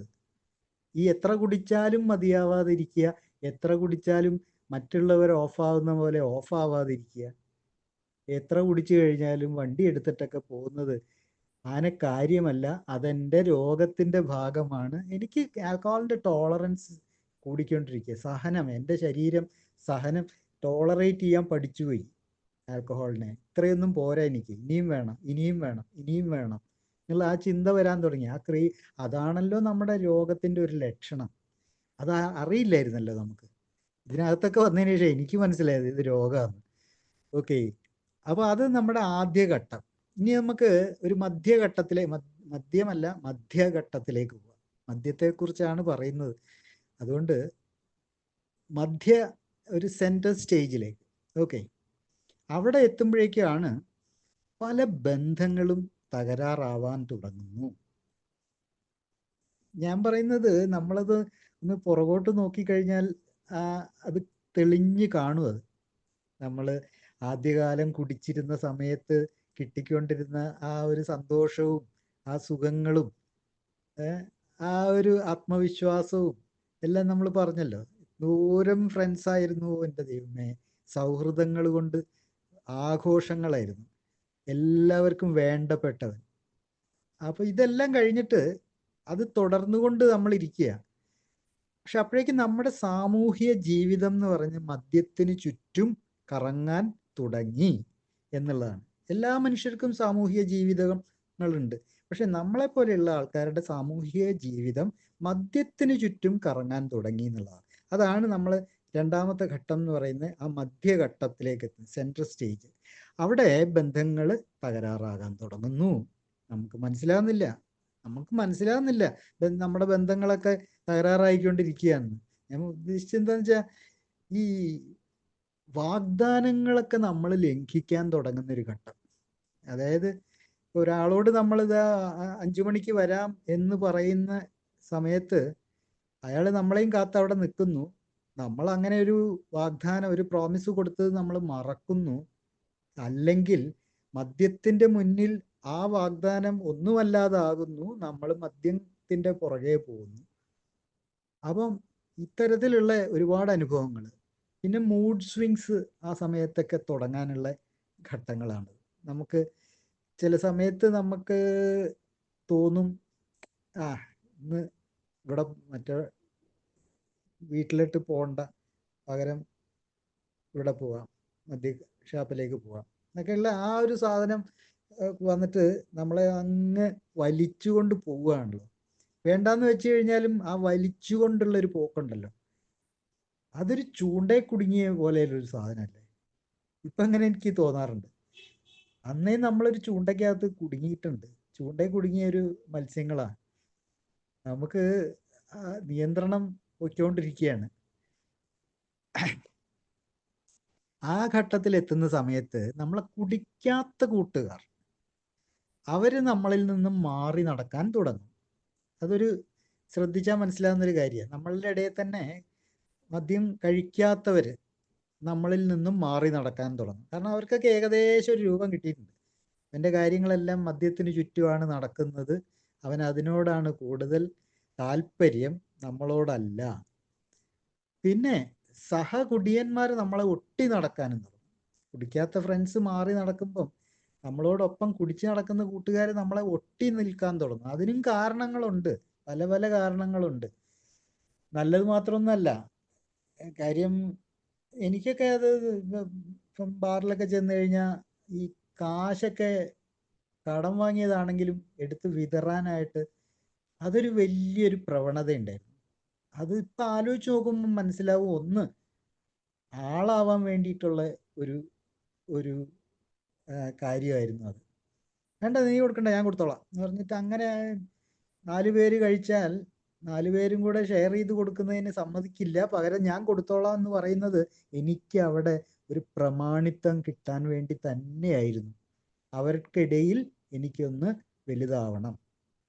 പിന്നെ വേറെ സംഭവിക്കുന്നത് എന്താന്ന് വെച്ച് കഴിഞ്ഞാൽ, പിന്നെ ഈ പറഞ്ഞ എന്താ പറയുക, ഈ ഒട്ടി നിൽക്കുന്ന സഹകുടിയന്മാരെന്ന് പറഞ്ഞല്ലോ, പലതും നേടാനുണ്ടാവും അവർക്കൊക്കെ നമ്മളിൽ നിന്നും. നമ്മൾ പൊട്ടന്മാർ ഇതൊന്നും അറിയുന്നില്ല. അവർക്ക് നമ്മളോടുള്ള സ്നേഹത്തിൻ്റെ പുറത്താണെന്ന് തെറ്റിദ്ധരിച്ചിട്ട് അവർക്ക് വേണ്ടി ചെയ്യാൻ പറ്റുന്നതും ചെയ്യാൻ പറ്റാത്തതും ഒക്കെ ചെയ്തു കൊടുക്കും. അതിൽ പെട്ട ഒന്നാണ്, അയ്യോടാ എൻ്റെ പിന്നെ വീടിൻ്റെ പണി നടക്കുകയാണ്, നാളെ സിമെൻ്റ് അടിക്കും, 5 പൈസ ഇല്ല കയ്യിൽ എന്ന് പറഞ്ഞാൽ നമ്മൾ എവിടുന്നേലും ഉണ്ടാക്കിയൊക്കെ കൊടുക്കും. അത് പിന്നെ തിരികെ കിട്ടത്തില്ല എന്നുള്ളതൊന്നും നമ്മൾ ആലോചിക്കില്ല. അത്രയും എന്താ ഉദാരമതികളാവും. ഇതൊക്കെ ആ ധാരാളിത്തത്തിൻ്റെ ഭാഗമാണ്. സമൂഹത്തിൽ ഒരു സ്ഥാനം ലഭിക്കാൻ കൂടിയുള്ള ഒരു ഒരു പ്രവണതയാണത്. കാര്യം എവിടെയോ ഉള്ളിൻ്റെ ഉള്ളിലൊക്കെ തോന്നാൻ തുടങ്ങിയിട്ടുണ്ടാവണം. എൻ്റെ കാര്യത്തിൽ എനിക്ക് അത് തോന്നിയിരുന്നു, ഈ സ്ഥാനങ്ങൾ പൊയ്ക്കൊണ്ടിരിക്കുന്നുണ്ട് എന്നുള്ളത്. കാര്യം പേഴ്സണൽ ആയിട്ട് പറയുകയാണ്, അതുവരെ മുഖ്യപ്രഭാഷകൻ ബൈജുരാജ് എന്ന് പറഞ്ഞ് വിളിച്ചുകൊണ്ടിരുന്ന സ്ഥലത്ത് നിന്നും ഈ നന്ദി പറയുന്ന ആളായിട്ട് ഞാൻ താഴോട്ടെത്തി എന്നുള്ളതായിരുന്നു ഒരു വാസ്തവം. ഒരു മുഖ്യ പ്രഭാഷണം, ഒരു മണിക്കൂറുള്ള ഒരു പ്രഭാഷണം ഒന്നും നടത്താനായിട്ട് ഈ കുടിയനെ കൊണ്ട് കൊള്ളില്ല എന്ന് സമൂഹത്തിന് മനസ്സിലായി. അതുകൊണ്ട് എന്ത് ചെയ്ത, അവനെ ഒഴിവാക്കണ്ട, തൽക്കാലം ആ നന്ദി പറയാനായിട്ട് അവനെ വിട്ടേക്കാം. സി, സമൂഹം വിലയിരുത്തുകയാണ് വളരെ കൃത്യതയോടുകൂടി. എവിടത്തേക്കാണ് നമ്മുടെ പോക്കെന്ന് സമൂഹത്തിന് മനസ്സിലാകുന്നുണ്ട്. അതായത് ഉത്തരവാദിത്തം എന്ന് പറഞ്ഞതില്ലാത്തവൻ, അവന് നീ ഇവിടെയൊക്കെ ഓരോ പരിപാടിക്കൊക്കെ എന്തെങ്കിലുമൊക്കെ സംസാരിക്കാൻ വരുന്നത് 2 അടിച്ചിട്ടായിരിക്കും എന്നൊക്കെ അവർക്ക് മനസ്സിലായി തുടങ്ങി. അപ്പോൾ പിന്നെ ഈ സ്ഥാനം താഴോട്ട് താഴോട്ട് താഴോട്ട് വരാൻ തുടങ്ങി. ഇത് സമൂഹത്തിന് നല്ല ടെൻറ്റക്കിൾസ് ഉണ്ട്. അല്ലെങ്കിൽ എന്താ പറയുക, ഈ ഇതിനെയൊക്കെ കണ്ടിട്ടില്ലേ, ചില പാറ്റായ്ക്കൊക്കെ കണ്ടിട്ടില്ലേ, തലേന്ന് 2 കൊമ്പ് പോലെ 2 സാധനം, അത് അവരുടെ സ്പർശിനികളാണ്. സമൂഹത്തിനുമുണ്ട് ഇത്തരത്തിലുള്ള സ്പർശിനികൾ. അതിന് മനസ്സിലാക്കാൻ സാധിക്കും. സമൂഹത്തിൽ തന്നെയുള്ള മറ്റൊരാളുടെ നീക്കുപോക്കുകൾ എന്താണെന്ന് സമൂഹം പെട്ടെന്ന് പിടിച്ചെടുക്കും എന്നുള്ളതാണ്. നമ്മൾ വിചാരിക്കുക ആരും അറിയുന്നില്ല, നമ്മൾ ഏതാണ്ടോ വലിയ ആൾക്കാർ, ഒരു കുട്ടി അറിയുന്നില്ല. പക്ഷെ സമൂഹം ഇത് മനസ്സിലാക്കുന്നുണ്ട് എന്നുള്ളതാണ്. അവിടെയാണ് മദ്യാസക്തൻ തോറ്റുപോകുന്നത്. നമുക്ക് സമൂഹത്തെ മനസ്സിലാക്കാൻ സാധിക്കുന്നില്ല എന്നുള്ളതാണ്. പക്ഷെ സമൂഹം നമ്മളെ മനസ്സിലാക്കുന്നുണ്ട്. അതിനേറ്റവും ഞാൻ താമസിക്കുന്ന ഇടത്ത്, ഞാൻ ഇവിടെ എനിക്ക് നല്ല ഒരു മാന്യമായ ഒരു സ്ഥാനവും കാര്യങ്ങളൊക്കെ ഉണ്ടായിരുന്നു. പക്ഷെ പിന്നീട് ആൾക്കാർക്ക് നമ്മുടെ കയ്യിലിരിപ്പ് മോശമാവാൻ തുടങ്ങിയപ്പോൾ ആൾക്കാർക്ക് മനസ്സിലാവാൻ, സമൂഹത്തിന് മനസ്സിലാവാൻ തുടങ്ങി. ഉള്ളത് പറഞ്ഞാൽ കല്യാണപ്പുരയിൽ, ഇവിടെ എങ്ങനെയാ പറയാ, കോഴിക്കോട്ട് കല്യാണപ്പുര എന്നാ പറയാ, കല്യാണപ്പുരയിലേക്ക് ബൈജുവേട്ടനെ വിളിച്ചു കഴിഞ്ഞാൽ അലമ്പാക്കും. എന്നിട്ട് എൻ്റെ വൈഫിൻ്റെ അടുത്ത് പറയും, നിങ്ങളൊന്ന് നോക്കണേ, മൂപ്പരെ വേഗം ഒന്ന് ഇവിടെ നിന്ന് കൊണ്ടുപോയിക്കോളൂ. അങ്ങനെ പറയുന്നത് സമൂഹത്തിൻ്റെ, അവർക്കറിയാം ഇവനിവിടെ നിന്ന് കഴിഞ്ഞാൽ കുട്ടിച്ചോറാക്കുമെന്നറിയാം, പാട്ട് കേട്ടാൽ തുള്ളാൻ തുടങ്ങുമെന്നറിയാം, അല്ലെങ്കിൽ വിളമ്പാനായിട്ട് പോയി കഴിഞ്ഞാൽ ഈ പിന്നെ പപ്പടം കൊടുക്കേണ്ടടുത്ത് വേറെ വല്ലതും ഇട്ട് കൊടുക്കുമെന്നറിയാം. അതാ ഞാൻ പറഞ്ഞ, സമൂഹം നല്ല നിരീക്ഷണം നടത്തുന്നുണ്ട്, നമ്മൾ അറിയുന്നില്ല എന്നേ ഉള്ളൂ. അപ്പം അവിടെ നമുക്ക് ലഭിക്കേണ്ട എന്ത് സ്ഥാനമാണെന്ന് നിശ്ചയിക്കുന്നതും സമൂഹം തന്നെയാണ്. ഇവിടെ ഇവനെ ഉൾപ്പെടുത്താം. തീർച്ചയായിട്ടും ഇങ്ങനത്തെ സദസ്സുകളിൽ കയറ്റാൻ കൊള്ളില്ല. അല്ലെങ്കിൽ തന്നെ നേരത്തെ ഞാൻ പറഞ്ഞ മാതിരി മുഖ്യപ്രഭാഷകനെ നന്ദി ചൊല്ലുന്നവനായിട്ട് മാറ്റും. കല്യാണപ്പുരയിലേക്ക് ദയവ് ചെയ്ത് പെട്ടെന്ന് വിളിച്ചുകൊണ്ട് പോകണമെന്ന് പറയാൻ തുടങ്ങും. ഇതൊക്കെ ഇങ്ങനെ താന്നോണ്ടിരിക്കുക സമൂഹത്തിലെ നമുക്ക് ഉള്ള സ്ഥാനങ്ങൾ. അതുകൊണ്ട് തന്നെ കണിശ നേത്രങ്ങളുള്ള ഒരു ഒരു കൂട്ടമാണ് സമൂഹം എന്ന് പറയുന്നത്. അതിനെ അത്ര പെട്ടെന്നൊന്നും പറ്റിക്കാൻ പറ്റില്ല എന്നുള്ളതാണ്. സമൂഹത്തിൻ്റെ നല്ല നിരീക്ഷണങ്ങളാണ് സമൂഹം നടത്തുന്നത്. കാര്യം അവർക്കറിയാം ഒരാൾ എന്താണ് അയാൾ എന്നുള്ളത് ആ വ്യക്തിയെക്കാളും നന്നായിട്ട് സമൂഹം മനസ്സിലാക്കിയെടുക്കും. അതൊരു സമൂഹ മനസ്സിൽ നിന്നും ഉള്ളൊരു കഴിവാണത്. നമ്മൾ അങ്ങനെ പറയാം, ഒരു സോഷ്യൽ കോൺഷ്യസ്നെസ്ന്നോ സോഷ്യൽ മൈൻഡെന്നോ എന്ത് വേണമെങ്കിലും അതിനെ വിളിക്കാം. ഇതൊന്നും അറിയാതെയും മനസ്സിലാക്കാതെയും ആണ് നമ്മൾ മദ്യപാനത്തിൻ്റെ ഓരോരോ ഘട്ടങ്ങളായിട്ട് പൊയ്ക്കൊണ്ടിരിക്കുന്നത്. ഇനി ഇതിൻ്റെ ലാസ്റ്റ് ഘട്ടത്തിലേക്ക് എത്താം. ഈ നമ്മുടെ എന്തായിരുന്നു ഈ മദ്യാസക്തൻ്റെ സാമൂഹ്യ ജീവിതത്തെ കുറിച്ചിട്ടുള്ള അതിൻ്റെ ഒരു ലാസ്റ്റ് ഘട്ടത്തിലേക്ക്. അതായത് സാമൂഹ്യ ജീവിതം ആ സമയമൊക്കെ ആകുമ്പോഴേക്ക് ഏതാണ്ട് താറുമാറായി കഴിഞ്ഞിട്ടുണ്ടാവും. നമുക്ക് അവിടെ ഒന്നും ഒരു സ്ഥാനവും ഇല്ലാതെ വന്നിട്ടുണ്ടാവും. കാരണം എൻ്റെയൊക്കെ അവസാന കാലത്ത് ഞാൻ റോട്ടിൽ കിടക്കുകയായിരുന്നു. കോഴിക്കോട് നഗരത്തിലെ വലിയ ഹൈവേയുടെ സൈഡിൽ ഓഫായി കിടക്കുകയായിരുന്നു. നല്ല ഉദ്യോഗസ്ഥനാ പറയുമ്പോൾ. എന്നിട്ട് അയാളുടെ ഇതൊക്കെ സമൂഹം കാണുന്നുണ്ട് എന്നുള്ളതാണ്. അപ്പൊ അവർ വിലയിടുന്നുണ്ട് എന്നുള്ളതാണ്. അയ്യോ, അയാളുടെ കാര്യം കഷ്ടാട്ടോ, എങ്ങനെ ഉള്ളൊരു മനുഷ്യനാണ്. എന്നിട്ട് ഇപ്പൊ ഇതിന്റെ കോലം കണ്ടില്ലേ, ദേ റോഡിൽ ആ ഓവിയാലിന്റെ സൈഡിൽ കിടക്കുകയായിരുന്നു കഴിഞ്ഞ ദിവസം. ഇതാണ് നമ്മുടെ അധപ്പതനത്തെ നോക്കിക്കാണുന്നതും സമൂഹം തന്നെയാണ്. അപ്പൊ നമുക്ക് തോന്നും ഈ അധപ്പതനെ അവർ നോക്കിക്കാണുന്നതിന് പകരം അവർക്ക് വല്ലതും ചെയ്തുകൂടെ എന്ന്. അതിനു വേണ്ടിയിട്ടൊന്നും വലുതായിട്ട് പ്രതീക്ഷിക്കണ്ട. കാരണം ഞാൻ മുമ്പേ പറഞ്ഞല്ലോ, സമൂഹം ഒരു മദ്യാസക്തന് വേണ്ടിയിട്ട് കാര്യമായിട്ടൊന്നും ചെയ്യില്ല. അത് പറ്റില്ല. കാരണം അത്രയും അധകൃത വർഗമായിട്ട് മാറിക്കഴിഞ്ഞു. അത്രയും മ്ലേച്ഛന്മാരായിട്ടാണ് സമൂഹം ഒരു മദ്യാസക്തനെ കണക്കാക്കുന്നത്. അതാ ഞാൻ മുമ്പേ പറഞ്ഞ, ഒരു കുഷ്ഠരോഗിക്ക് കിട്ടുന്ന ഒരു സാന്ത്വനം പോലും ഒരു മദ്യാസക്തന് കിട്ടില്ല. അപ്പോൾ ഈ അന്ത്യഘട്ടത്തിലേക്ക്, അവസാന ഘട്ടത്തിലേക്ക് നമ്മൾ കടക്കുന്ന സമയത്ത് ഈ ചെറിയ സംഘങ്ങൾ ആയിട്ട് നമ്മുടെ കുടിസംഘം മാറിക്കൊണ്ടിരിക്കും. മുമ്പൊക്കെ പാർട്ടികളും വലിയ വലിയ സംഭവമായിട്ടുള്ള വലിയ സദസ്സുകളൊക്കെ ഉണ്ടായിരുന്ന നമ്മൾ ചെറിയ സംഘങ്ങളായിട്ട് ചുരുങ്ങും. ഒടുക്കം ഒറ്റയ്ക്ക് കുടിക്കാൻ തുടങ്ങുന്ന അവസ്ഥയിലേക്ക് എത്തും. എല്ലാവരും ഇവിടെയുള്ള എല്ലാവരും ഒറ്റയ്ക്ക് കുടിക്കുന്നത് അത് നടപ്പിലാക്കിയവർ തന്നെയാണെന്ന് എനിക്ക് തോന്നുന്നത്. അവസാനമൊക്കെ ആകുമ്പോഴേക്കും നമുക്ക് ഒരു ലിറ്റർ ബോട്ടിലും വാങ്ങി വീട്ടിലിരുന്ന് ആരും കൂട്ടില്ലാതെ ഒറ്റയ്ക്ക് മോന്തിക്കൊണ്ടിരിക്കുന്നൊരവസ്ഥ. മറ്റൊരു ഈ ഘട്ടത്തിലെ കാര്യം എന്ന് വെച്ചാൽ നമ്മളോടുള്ള വിശ്വാസം പാടേ ഇല്ലാതെയായി കഴിഞ്ഞു എന്നുള്ളതാണ്.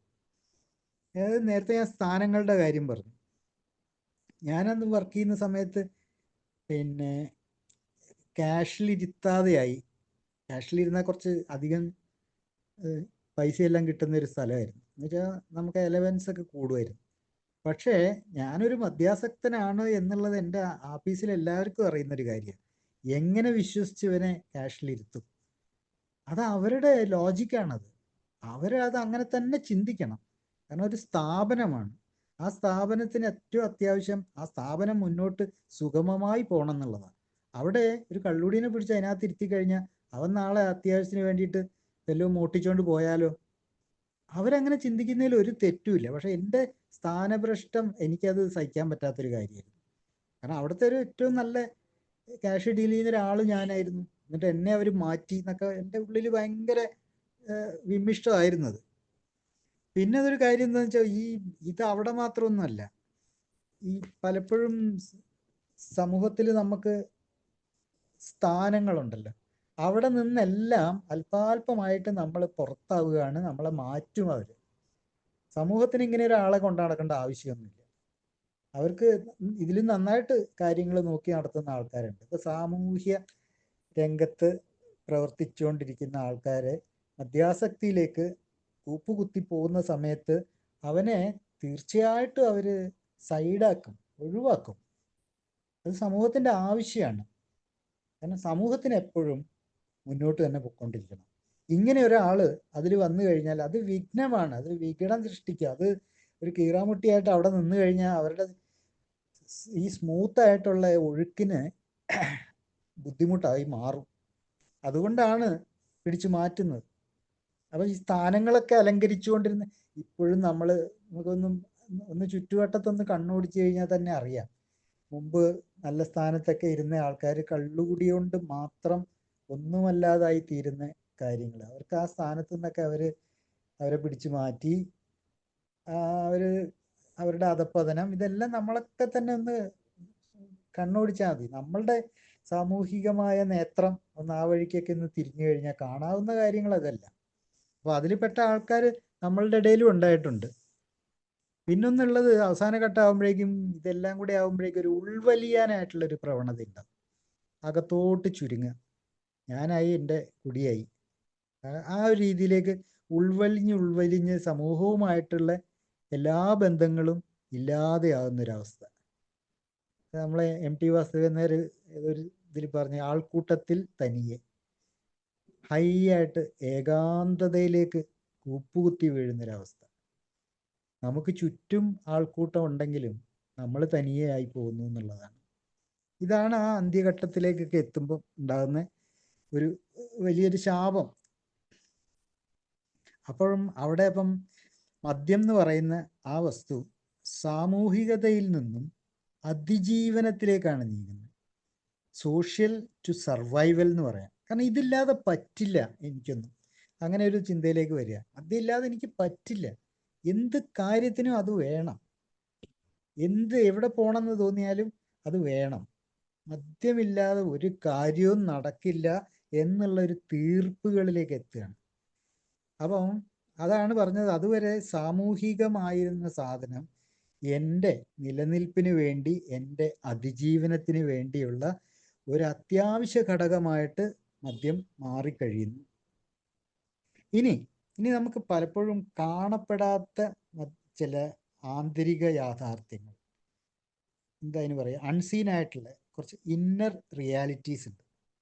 നമ്മൾ നേരത്തെ പറഞ്ഞു കഴിഞ്ഞു ഈ ഏകാന്തതയെ പറ്റി. പക്ഷെ ഇത് ആഴത്തിലുള്ളൊരു ഏകാന്തതയായിട്ട് മാറുന്നൊരു ഘട്ടമുണ്ട്.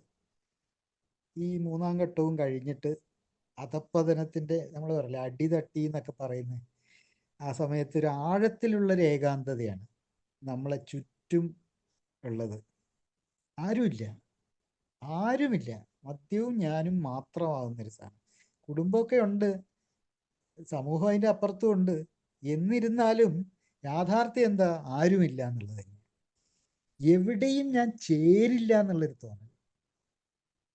ഞാനൊന്നും ആരുമായിട്ടും ചേരില്ല.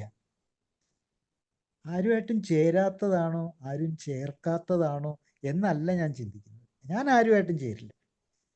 അത് തിരിച്ചിട്ട് ചിന്തിച്ചാൽ ആരും ചേർക്കാത്തതാണ് അതിൽ ഒരു കാര്യം, അല്ലാണ്ട് ഞാൻ ചേരാത്തത് മാത്രമല്ല. പിന്നെ മദ്യം ഇല്ലാതെ ഞാൻ ആരുമല്ല എന്നുള്ള ഒരു ഭയം കലർന്ന ചിന്ത, അതില്ലെങ്കിൽ ഞാനില്ല എന്നുള്ളത് തന്നെ.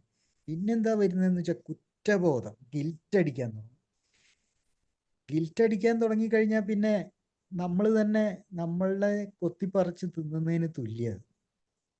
ഒരാളെ തന്നെ ഭക്ഷിക്കുന്നത് പോലെയാ ഈ ഈ പറഞ്ഞ കുറ്റബോധം നമ്മളിൽ പ്രവർത്തിക്കുക.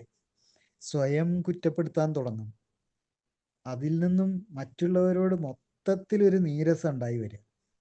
അതിൻ്റെ പിന്നിൽ ഈ അസൂയൊക്കെ ഉണ്ടാവും. അവരൊക്കെ നടക്കുന്നത് കണ്ടില്ലേ, എനിക്ക് എന്തുകൊണ്ട് അങ്ങനെ പറ്റുന്നില്ല, ഞാനെന്താ ഇങ്ങനെയായി പോയത്, ഈ വക ചിന്തകളൊക്കെ കയറി വരാൻ തുടങ്ങും. നമ്മൾ ഒരുപാട് ബന്ധങ്ങൾ കൊതിക്കുന്നുണ്ട്. ആ സമയത്തൊക്കെ ഒരുപാട് ബന്ധങ്ങൾ കൊതിക്കുന്നുണ്ട്. പക്ഷേ ബന്ധങ്ങൾ ഉണ്ടായി വരുമ്പോൾ തന്നെ അതിനെ നമ്മൾ അട്ടിമറിക്കുന്നുണ്ട്. അതാണ് ഈ രോഗലക്ഷണത്തിൻ്റെ ഒരു വല്ലാത്തൊരു കടുത്ത യാഥാർത്ഥ്യങ്ങൾ. നമ്മൾ വി നീഡ് റിലേഷൻഷിപ്സ്. നമ്മൾ മദ്യപാനിയുടെ ഭാഷയിൽ പറഞ്ഞ ക്രേവിങ് ഫോർ റിലേഷൻഷിപ്പ് എന്ന് പറയും. അതിനുവേണ്ടി ഉണ്ടാക്കിയെടുക്കാനായിട്ടൊക്കെ വലിയ ആഗ്രഹങ്ങളൊക്കെ ഉണ്ട്, പക്ഷെ പറ്റുന്നില്ല. ഉള്ള ബന്ധങ്ങൾ നമ്മൾ അട്ടിമറിച്ചുകൊണ്ടിരിക്കുകയാണ്. അതാണ് അതിൻ്റെ ആ ആന്തരിക യാഥാർത്ഥ്യം എന്ന് ഞാൻ സൂചിപ്പിച്ചത്. ഇനി നമുക്ക് മറ്റൊരു ആംഗിളിലൊന്ന് ഇതിനെ പിടിക്കാം. സമൂഹം എങ്ങനെയാണ് മദ്യത്തെ എങ്ങനെയാണ് നോക്കിക്കാണുന്നത്? സമൂഹം എങ്ങനെയാണ് മദ്യത്തെ നോക്കിക്കാണുന്നത്? അതൊരു കുഴപ്പം പിടിച്ചൊരു നോട്ടാണത്. ഇതിൽ പല പ്രായക്കാരും ഉള്ളതുകൊണ്ട് എൻ്റെയൊക്കെ എനിക്ക് 64 വയസ്സ് കഴിഞ്ഞു. അപ്പം എൻ്റെയൊക്കെ ഒരു പ്രായത്തിലുള്ള ഒരു കാഴ്ചപ്പാടാണോ അത് എന്നെനിക്കൊരു സംശയമുണ്ട്. പുതിയ കുട്ടികൾ അങ്ങനെയാണോ കാണുന്നതെന്ന് എനിക്കറിയില്ല. എന്നിരുന്നാലും സമൂഹം മദ്യത്തെ നോക്കിക്കാണുന്ന ഒന്ന് അതിൻ്റെ ഒരു ആണത്തപരമായിട്ടുള്ള ഒരു പരിവേഷമാണ്. ഇന്നത് മാറിയിട്ടുണ്ട്. ഇന്ന് ആണത്തം അല്ല മദ്യം, ഇന്ന് പെണ്ണത്വം ഉണ്ട്, ട്രാൻസ് ഉണ്ട്, ട്രാൻസ്ജെൻഡറിസം ഉണ്ട്, അപ്പോൾ ക്വേർ ഉണ്ട്. അവരെല്ലാം മദ്യപിക്കുന്നവരും അതിൽ തന്നെ മദ്യാസക്തരും ഉണ്ടായി വരുന്നുണ്ട്. മുമ്പും ഉണ്ടായിട്ടുണ്ടാവും, പക്ഷെ അവരൊന്നും പുറത്തേക്ക് അത് പറയാതിരുന്നതായിരിക്കാം. മുമ്പും സ്ത്രീകൾ ഇഷ്ടം പോലെ മദ്യാസക്തരായി മാറിയിട്ടുണ്ട്, പക്ഷെ അത് പുറത്തെത്തിയിട്ടില്ല. ഇപ്പം അത് പക്ഷെ പ്രകടമായിട്ടും പുറത്തേക്ക് വരുന്നുണ്ട്. പിന്നെ പരസ്യമായിട്ടുള്ള മദ്യപാനം എല്ലാ ജെൻഡറിലുള്ളവരും നടത്താൻ തുടങ്ങിയിട്ടുണ്ട്. അപ്പം നമുക്ക് ആ ആണത്തം സമൂഹം കൽപ്പിച്ചു എന്നുള്ളത് അത് ശരിയാണെന്ന് എനിക്ക് തോന്നുന്നില്ല. പിന്നെ ഒന്ന് മോഡേൺ, അതിൻ്റെ ഒരു ആധുനികതയുടെ ഒരു ഭാഗമായിട്ട്, അതായത് ഞാൻ മദ്യപിക്കുന്നത് ഞാൻ അത്രമാത്രം എൻ്റെ ചിന്തയും ഒക്കെ അത്രയും ആധുനികനായത് കൊണ്ടാണ് എന്നുള്ളത്, ആ ഒരു രീതിയിലും കാണാൻ പറ്റും. സമൂഹം മദ്യത്തെ നോക്കി കാണുന്നുണ്ട് എന്നുള്ളതാണ്. മറ്റൊന്ന്, ഇപ്പോഴും അന്നും ഇന്നും ഒക്കെ ഉള്ളൊരു സാധനം, സമ്മർദ്ദത്തിൻ്റെ ഒരു നിവാരണ ജലം, അങ്ങനെ കൂട്ടാം, ഒരു സ്ട്രെസ് ഇല്ലാണ്ടാക്കാൻ വേണ്ടിയിട്ട് കഴിക്കുന്ന ഒരു പാനീയം എന്നുള്ള രീതിയിൽ മദ്യത്തെ സമൂഹം നോക്കി കാണുന്നുണ്ട്. അതായത് നമുക്ക് ജോലി സ്ഥലത്തുള്ള വലിയ പ്രഷറുകൾ ഉണ്ടാവില്ല, സമ്മർദ്ദങ്ങൾ ഇഷ്ടമാതിരി ഉണ്ടാവും, അല്ലെങ്കിൽ കുടുംബത്തിലെ ഉത്തരവാദിത്തങ്ങൾ, ഇതെല്ലാം ഒരു പ്രഷർ സോൺസാണ്. അല്ലെങ്കിൽ നമ്മൾ നടത്തുന്ന കച്ചവടത്തിൽ നിന്നുണ്ടായി വരുന്ന സ്ട്രെസ്സ്. അപ്പം ഇതിൽ നിന്നൊക്കെ ഒരു റിലീഫ് കിട്ടാൻ വേണ്ടിയിട്ട്, ഇന്നൊക്കെ ഒന്ന് അനായാസമായിട്ട് മനസ്സിനെയൊക്കെ ഒന്ന് മാറ്റിയെടുക്കാൻ വേണ്ടി കുറച്ച് മദ്യപിക്കുന്നതിൽ തെറ്റൊന്നുമില്ല എന്ന് സമൂഹം പലപ്പോഴും സമ്മതിക്കാറുണ്ട് എന്നുള്ളതാണ്. സമൂഹം അങ്ങനെ മദ്യത്തെ നോക്കി കാണാറുമുണ്ട്. പിന്നെ മിക്കപ്പോഴും കുടുംബവും അത്ര വലിയൊരു പ്രശ്നമൊന്നും ആക്കുന്നൊന്നുമില്ല ഈ മദ്യപാനത്തെ.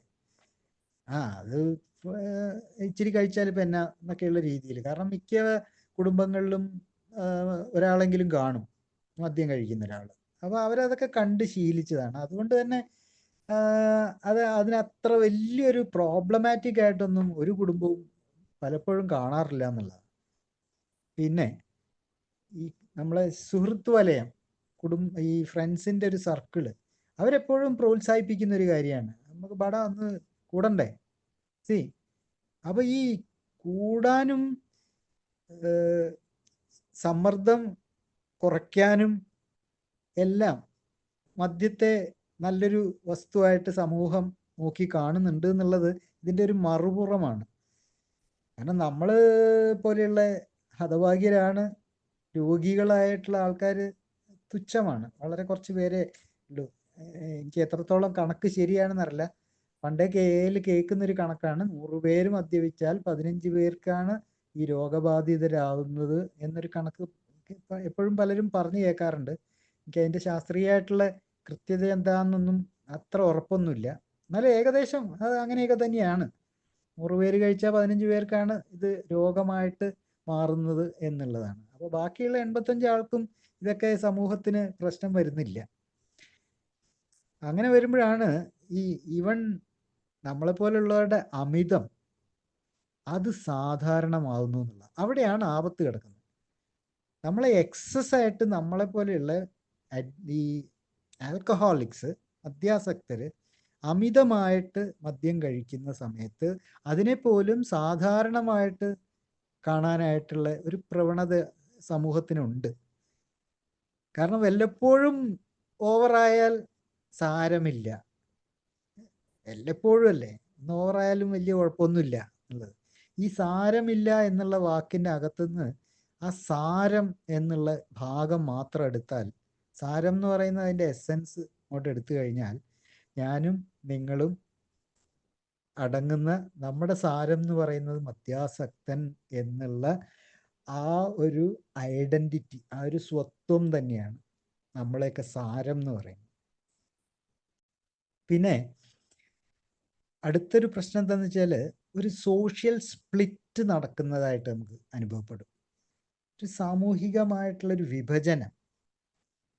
അതെന്താന്ന് വെച്ച് കഴിഞ്ഞാൽ ഒരേ സമയത്ത് നമുക്ക് ഒരു പബ്ലിക് ഇമേജ്, ഓക്കെ, ഒരു പൊതു എന്താ പറയുക, ഇമേജ് എന്താ, ഒരു പൊതു പ്രതിച്ഛായ എന്ന് പറയാം. ഒരു പൊതു പ്രതിച്ഛായ, അത് മാന്യനായിട്ടുള്ള നല്ല നല്ല മാന്യമായിട്ടുള്ള ജോലിയൊക്കെ ചെയ്യുന്നയാൾ, നല്ല കുടുംബമൊക്കെ നന്നായിട്ട് നോക്കുന്നുണ്ട്, നല്ല മകനാണ്, നല്ല അച്ഛനാണ്, നല്ല ആങ്ങളെയാണ്, ആ ഒരു പൊതു ഇമേജ്. ഇതിൻ്റെ ഓപ്പോസിറ്റ് സൈഡിൽ ഒരു പ്രൈവറ്റ് റിയാലിറ്റി ഉണ്ടെന്നുള്ള ഒരു സ്വകാര്യമായ യാഥാർത്ഥ്യം. അതായത് മദ്യാസക്തനാണ്, ഒറ്റയ്ക്കാണ് കഴിക്കുന്നത്, ഒളിച്ചാണ് കഴിക്കുന്നത്, അതൊരു പ്രൈവറ്റ് ആയിട്ടുള്ള ഒരു യാഥാർത്ഥ്യമാണ്. ഇത് രണ്ടും തമ്മിലുള്ള ഒരു ഒരു കൂടിച്ചേരായ്മയുണ്ട്. ഒരേ സമയത്ത് നമ്മൾ ഒരു സാമൂഹിക വിഭജനം നമ്മുടെ ഉള്ളിൽ നടക്കുന്നൊരു കാര്യമാണ്. അതായത് പൊതുപ്രതിച്ഛായയും സ്വകാര്യ യാഥാർത്ഥ്യവും തമ്മിലുള്ള കൂട്ടിമുട്ടുന്ന സമയത്തുണ്ടാകുന്ന ആ പ്രശ്ന മേഖല. ഇത് കൂടാതെ നമുക്ക് കുറച്ചുകൂടെ, ഇത് ഇപ്പോൾ ജ്വാലയായതുകൊണ്ട് ധൈര്യമായിട്ട് പറയാം, നമ്മുടെ ഒരു ഇന്ത്യൻ സമൂഹത്തിലെ, കാരണം ഇവിടെ എല്ലാം ഇന്ത്യക്കാർ തന്നെ ഉള്ളൂ എന്ന് എനിക്ക് തോന്നുന്നു, ഇന്ത്യൻ സമൂഹത്തിലെ ചില ചില ചില സമ്മർദ്ദ സ്ഥാനങ്ങളുണ്ട്, പ്രഷർ സോൺസ് എന്ന് വിളിക്കാം. അതും ഈ ഇതുമായിട്ട് ഈ സാമൂഹ്യമായിട്ടുള്ള കാര്യങ്ങളുമായിട്ട് ബന്ധപ്പെടുത്താൻ സാധിക്കും. എന്താണ് ഈ സമ്മർദ്ദ സ്ഥാനങ്ങൾ? അതായത് പൊതുവെ പറയുകയാണെങ്കിൽ ഈ വിവാഹമോചനം നിരുത്സാഹപ്പെടുത്തുന്ന ഒരു സമൂഹമാണ് ഇവിടെയുള്ളത്.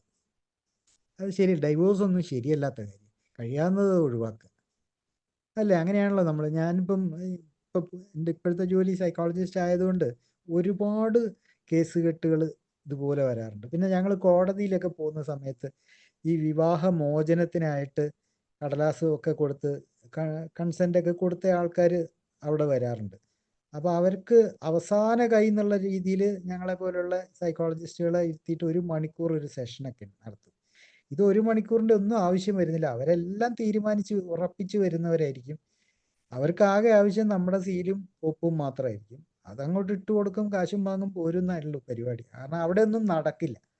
നമുക്ക് തന്നെ അറിയാം, വെറുതെ അവരുടെ സമയവും എൻ്റെ സമയവും എല്ലാം കളയുന്ന ഒരു വ്യായാമമാണത്. പക്ഷേ വിവാഹമോചനത്തെ പൊതുവെ നിരുത്സാഹപ്പെടുത്തുന്ന ഒരു ഇന്ത്യൻ സമൂഹത്തിൻ്റെ ഒരു പ്രവണതയാണ്. ഇതൊരു സമ്മർദ്ദ സ്ഥാനമാണ്, നമ്മളിങ്ങനെ കണക്കാക്കാം. അതായത് ഒരു മദ്യാസക്തനെ സഹിച്ച് കൊണ്ട് നടക്കുന്ന ഒരു ഭാര്യ, അവൾക്കൊരു വിവാഹമോചനം ലഭിച്ചാൽ ഈ പണ്ടാരക്കാലിൻ്റെ അടുത്ത് നിന്ന് രക്ഷപ്പെട്ടു പോട്ടെ എന്നുള്ള രീതിയിൽ പോലും സമൂഹം കാണില്ല. അയാൾ കുടിച്ച് നടക്കുന്നവനാണ് എന്നുള്ളത് സമൂഹം അംഗീകരിക്കും. പക്ഷെ അതും പറഞ്ഞുകൊണ്ട് അവൾക്കിപ്പം ഉടനെ വിവാഹമോചനവും വാങ്ങിയിട്ട് പോകേണ്ട വല്ല കാര്യമുണ്ടോ? അവിടെയാണ് ഇന്ത്യൻ സമൂഹത്തിന്റെ സഹനം എന്ന് പറയുന്ന ഒരു ആസ്പെക്റ്റ് കളിക്കുന്നത്. അതായത് സഹിച്ചൂടെ എന്നുള്ളൊരു ചോദ്യമാണ് സമൂഹം ചോദിക്കുക. കുറച്ചുകൂടെ സഹിച്ചാൽ എന്നാ, നമ്മളൊക്കെ കേട്ട് കാണും അതൊക്കെ. ആ കൊച്ചിന് ഇച്ചിരിയും കൂടെ ഒന്ന് സഹിച്ച് അവിടെ അവൻ്റെ കൂടെ അങ്ങ് കഴിഞ്ഞാൽ പോരെ എന്നൊക്കെ. ഇത് കൂടാതെ ഈ പ്രശ്നങ്ങൾ കൂടുതൽ കാലം സഹിക്കുന്ന ഒരു സമൂഹം കൂടിയാണ് നമുക്കുള്ളത്.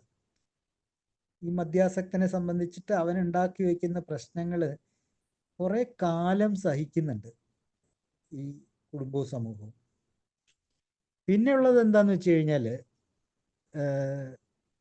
മറ്റുള്ളവരെന്ത് വിചാരിക്കും എന്നുള്ള ഒരു ഇത്. അതായത് നാട്ടുകാരെന്ത് പറയും, ഇവനെ നമ്മളിപ്പോൾ ശരി ഒരു റീഹാബ് സെൻറ്ററിലേക്ക് കൊണ്ടാക്കുക എന്നൊക്കെ തീരുമാനിച്ചു കഴിഞ്ഞാൽ നാട്ടുകാർ കേട്ടാൽ മോശമല്ലേ? ഇത് പണ്ട് പറയുന്ന പോലെയാ. പണ്ടൊക്കെ നമ്മുടെയൊക്കെ മാമന്മാരും അമ്മമാരും അപ്പൂപ്പന്മാരും ഒക്കെ തലയിൽ മുണ്ടിട്ട് കള്ള് ഷാപ്പിൽ പോകുന്ന ഒരു പരിപാടി ഉണ്ട്. ഇത് മദ്യാസക്തി എന്ന് പറഞ്ഞ രോഗത്തിൽ നിന്ന് രക്ഷ നേടാൻ വേണ്ടിയിട്ട് ഒരു ആശുപത്രിയിലേക്ക് അഡ്മിറ്റ് ചെയ്യാൻ തലയിൽ മുണ്ടിട്ട് പോകുക എന്ന് പറഞ്ഞൊന്ന് ആലോചിച്ച് നോക്കി. ഇത് സമൂഹം ഉണ്ടാക്കുന്ന ഒരു സ്റ്റിഗ്മയാ, ഒരു ചീത്ത പ്രവണതയത്. അതായത് അത് മറ്റൊരു സമ്മർദ്ദ സ്ഥാനമാണ് മദ്യാസക്തനെ സംബന്ധിച്ച്. അവനൊന്നും നന്നാവാൻ പോലും സമ്മതിക്കാത്തത്. അപ്പോഴും രഹസ്യാത്മകത അവിടെ ഉണ്ടാവണം. നാട്ടുകാരെന്ത് പറയും എന്നുള്ള തോന്നലാണ് കുടുംബക്കാർക്കുണ്ടാവുക. അതുകൊണ്ട് പലപ്പോഴും പലർക്കും ഒരു റീഹാബ് സെന്ററിൽ എത്താനുള്ള അവസരം പോലും ഇല്ലാണ്ടാവുന്നുണ്ട് ഈ നാട്ടുകാരെ പേടിച്ചിട്ട്. നാട്ടുകാരെന്ന് പറയുമ്പം സമൂഹമല്ലേ. സമൂഹത്തെ പേടിച്ചിട്ട് അവനെ റീഹാബ് സെന്ററിൽ എത്താൻ ഉള്ള സമയത്ത് എത്താതെ വരുന്നുണ്ട്. അവൻ കുടിച്ച് പിന്നെയും നടന്നോളൂ, അതിന് പ്രശ്നമൊന്നുമില്ല. ഒരാള് കുടിച്ച് വൃത്തിയായിട്ട് നടക്കുന്നതിൽ സമൂഹം അത് വേറൊരു സ്ഥാനം അവന് കൊടുത്തിട്ടുണ്ട്. പക്ഷെ അവൻ നന്നാവാനായിട്ട് ഒരു റീഹാബ് സെന്ററിലേക്ക് അവനെ കൊണ്ടുപോയി എന്ന് പറയുമ്പോഴേക്കും അത് ഏതാണ്ട് ഒരു അയ്യോ അതൊരു സുഖമില്ലാത്ത കാര്യമായിട്ടാണ് കാണുക. ആസക്തി, നമ്മളെ ബാധിച്ചിട്ടുള്ള മദ്യാസക്തി ഇതൊരു രോഗമാണെന്ന് പോലും സമൂഹത്തിന് അറിയില്ല എന്നുള്ളതാണ് മറ്റൊരു വലിയൊരു ട്രാജഡി. നിങ്ങൾ ആലോചിച്ചാൽ മതി, നമുക്കറിയില്ലായിരുന്നു. ഞാനൊക്കെ എയിൽ വന്നതിന് ശേഷമാണ് ഇതൊരു രോഗമാണെന്ന് മനസ്സിലാക്കുന്നത്. പിന്നെയാണ് നമ്മൾ ഇതിനെപ്പറ്റിയൊക്കെ അത്യാവശ്യം ഇങ്ങനെ പഠിക്കാനൊക്കെ തുടങ്ങിയ സമയത്താണ് ഒരു കൗതുകകരമായിട്ടുള്ള ഒരു വസ്തുത ഒരു ദിവസം കിട്ടിയത്. അത് ഇവിടെ ഷെയർ ചെയ്യാമെന്ന് എനിക്ക് തോന്നുന്നു. അതായത് നമ്മളെ ഈ ഡോക്ടർ ഭാഗം പഠിക്കാൻ MBBS പഠിക്കുന്ന ഒരു വിദ്യാർത്ഥി, അവൻ്റെ 5-6 കൊല്ലത്തെ പഠനമാണത് ആണല്ലോ. ഹൗസ് സർജൻസി എല്ലാം കഴിഞ്ഞ് ഇറങ്ങുമ്പോൾ 6 വർഷത്തോളം എടുക്കുന്നുണ്ട്. ഈ 6 വർഷത്തെ മെഡിസിൻ പഠനത്തിനിടയിൽ അവന് 10 പേജിൽ താഴെ മാത്രമേ ആൽക്കഹോളിസം എന്നുള്ളതിനെ പറ്റി പഠിക്കാനുള്ളൂ. എന്ന് ആലോചിച്ച് നോക്കിയേ, അത്രയേ ഉള്ളൂ ഗൗരവം. ഞാൻ പറയുന്നത് MBBSന് പഠിക്കുന്ന ഒരു കുട്ടി ഈ ആൽക്കഹോളിസത്തിനെ പറ്റി ഇത്രയും കുറച്ച് മാത്രമേ അവന് പഠിക്കാനുള്ളൂ. ബാക്കി ഓരോ രോഗത്തെ പറ്റിയിട്ടും ഓരോ അധ്യായങ്ങളുണ്ട്. ആ സമയത്താണ് ചുരുങ്ങിയ പേജിലാണ് ആൽക്കഹോളിസം എന്ന് പറയുന്ന രോഗം ഇപ്പോഴും ഒരു മെഡിസിൻ പഠന വിദ്യാർത്ഥിയുടെ സിലബസിൽ കിടക്കുന്നത്. അപ്പൊ തന്നെ നമുക്ക് മനസ്സിലായല്ലോ സമൂഹം എന്തുമാത്രം പുറകോട്ടാണ് ഈ ഒരു മദ്യാസക്തനെ രക്ഷപ്പെടുത്തുന്ന കാര്യത്തിൽ എന്നുള്ളത്. ഞാൻ ഇതിങ്ങനെ ഒരു സാന്ദർഭികമായിട്ട് പറഞ്ഞു എന്ന് മാത്രമേ ഉള്ളൂ. നമ്മൾ അറിഞ്ഞിരിക്കണമല്ലോ ഈ കാര്യങ്ങളൊക്കെ. ഇതുപോലെ തന്നെയാണ് ഇതൊരു രോഗമാണെന്നുള്ള കാര്യം ഏറ്റവും അറിഞ്ഞിരിക്കേണ്ടവർ പോലും പലപ്പോഴും ഇതറിയുന്നില്ല. ഉദാഹരണം, ഇപ്പോഴൊക്കെ ഇറങ്ങുന്ന പല ഡോക്ടർ കുട്ടികൾക്കും ഈ ആൽക്കഹോളിസം എന്താണെന്നുള്ളതൊന്നും അവർക്ക് വലിയ പിടുത്തമൊന്നും ഇല്ല എന്നുള്ളതാണ്. അവരിപ്പോഴും അത് ഒരു സാധാ മട്ടിൽ കണ്ട് അതിന് 2 എന്താ പറയുക ലിബ്രിയം എഴുതി കൊടുക്കുന്നു. ഇപ്പം മറ്റേതൊന്നും ഇപ്പോൾ ആരും എഴുതി കൊടുക്കാറില്ല. നമ്മളൊക്കെ എന്താണ് അതിന് പറയുന്നത്, ഡയാസൾഫ്രാം നിർത്തി വെച്ചിട്ടുണ്ട് ഇപ്പം. മുമ്പ് അതൊക്കെ കൊടുത്തിട്ട് ഇങ്ങനെ ഈ മയക്കി കിടത്തുക എന്നുള്ളൊരു പരിപാടിയാണ്, മയക്ക് വെടി കൊടുക്കുക എന്നുള്ളത്. ഇതൊക്കെ അമേരിക്കയിലൊക്കെ എന്നോ നിർത്തിയ മരുന്ന് ഇവിടെ കഴിഞ്ഞ കാലം വരെ കേരളത്തിലൊക്കെ കൊടുത്തോണ്ടിരുന്നൊരു മരുന്നാണ് ഡയാസൾഫ്രാം. അത് കഴിച്ചിട്ട് റിക്കവറിയിലേക്ക് എത്തിയവരും ഉണ്ട് കേട്ടോ. കാരണം എന്താന്ന് വെച്ചാൽ തൂങ്ങി നടക്കും, ഒന്നിനും പറ്റാത്ത പച്ചക്കറി പോലെ ഒരു ജീവിതം നയിച്ചുകൊണ്ട് ഏലൂടെ തന്നെ സഞ്ചരിക്കുന്ന ഒരുപാട് പേരെ എനിക്ക് അറിയായിരുന്നു ആ കാലത്തൊക്കെ.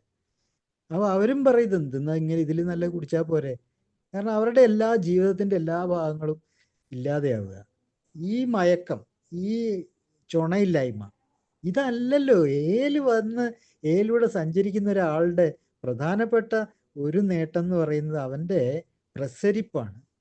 അവന് ജീവിതത്തിൽ ഉണ്ടാകുന്ന അവൻ്റെ ആ കാഴ്ചയാണ് മാറുന്നത്. അവൻ്റെ കാഴ്ചപ്പാട് മാറുന്ന സമയത്ത് അവനുണ്ടാകുന്ന ഒരു പ്രസരിപ്പ്, അവൻ്റെ മുഖത്തുണ്ടാകുന്ന ഒരു ശോഭ, ഇതൊക്കെയാണ് നമ്മൾ ഏന്ന് പ്രതീക്ഷിക്കുന്നത്.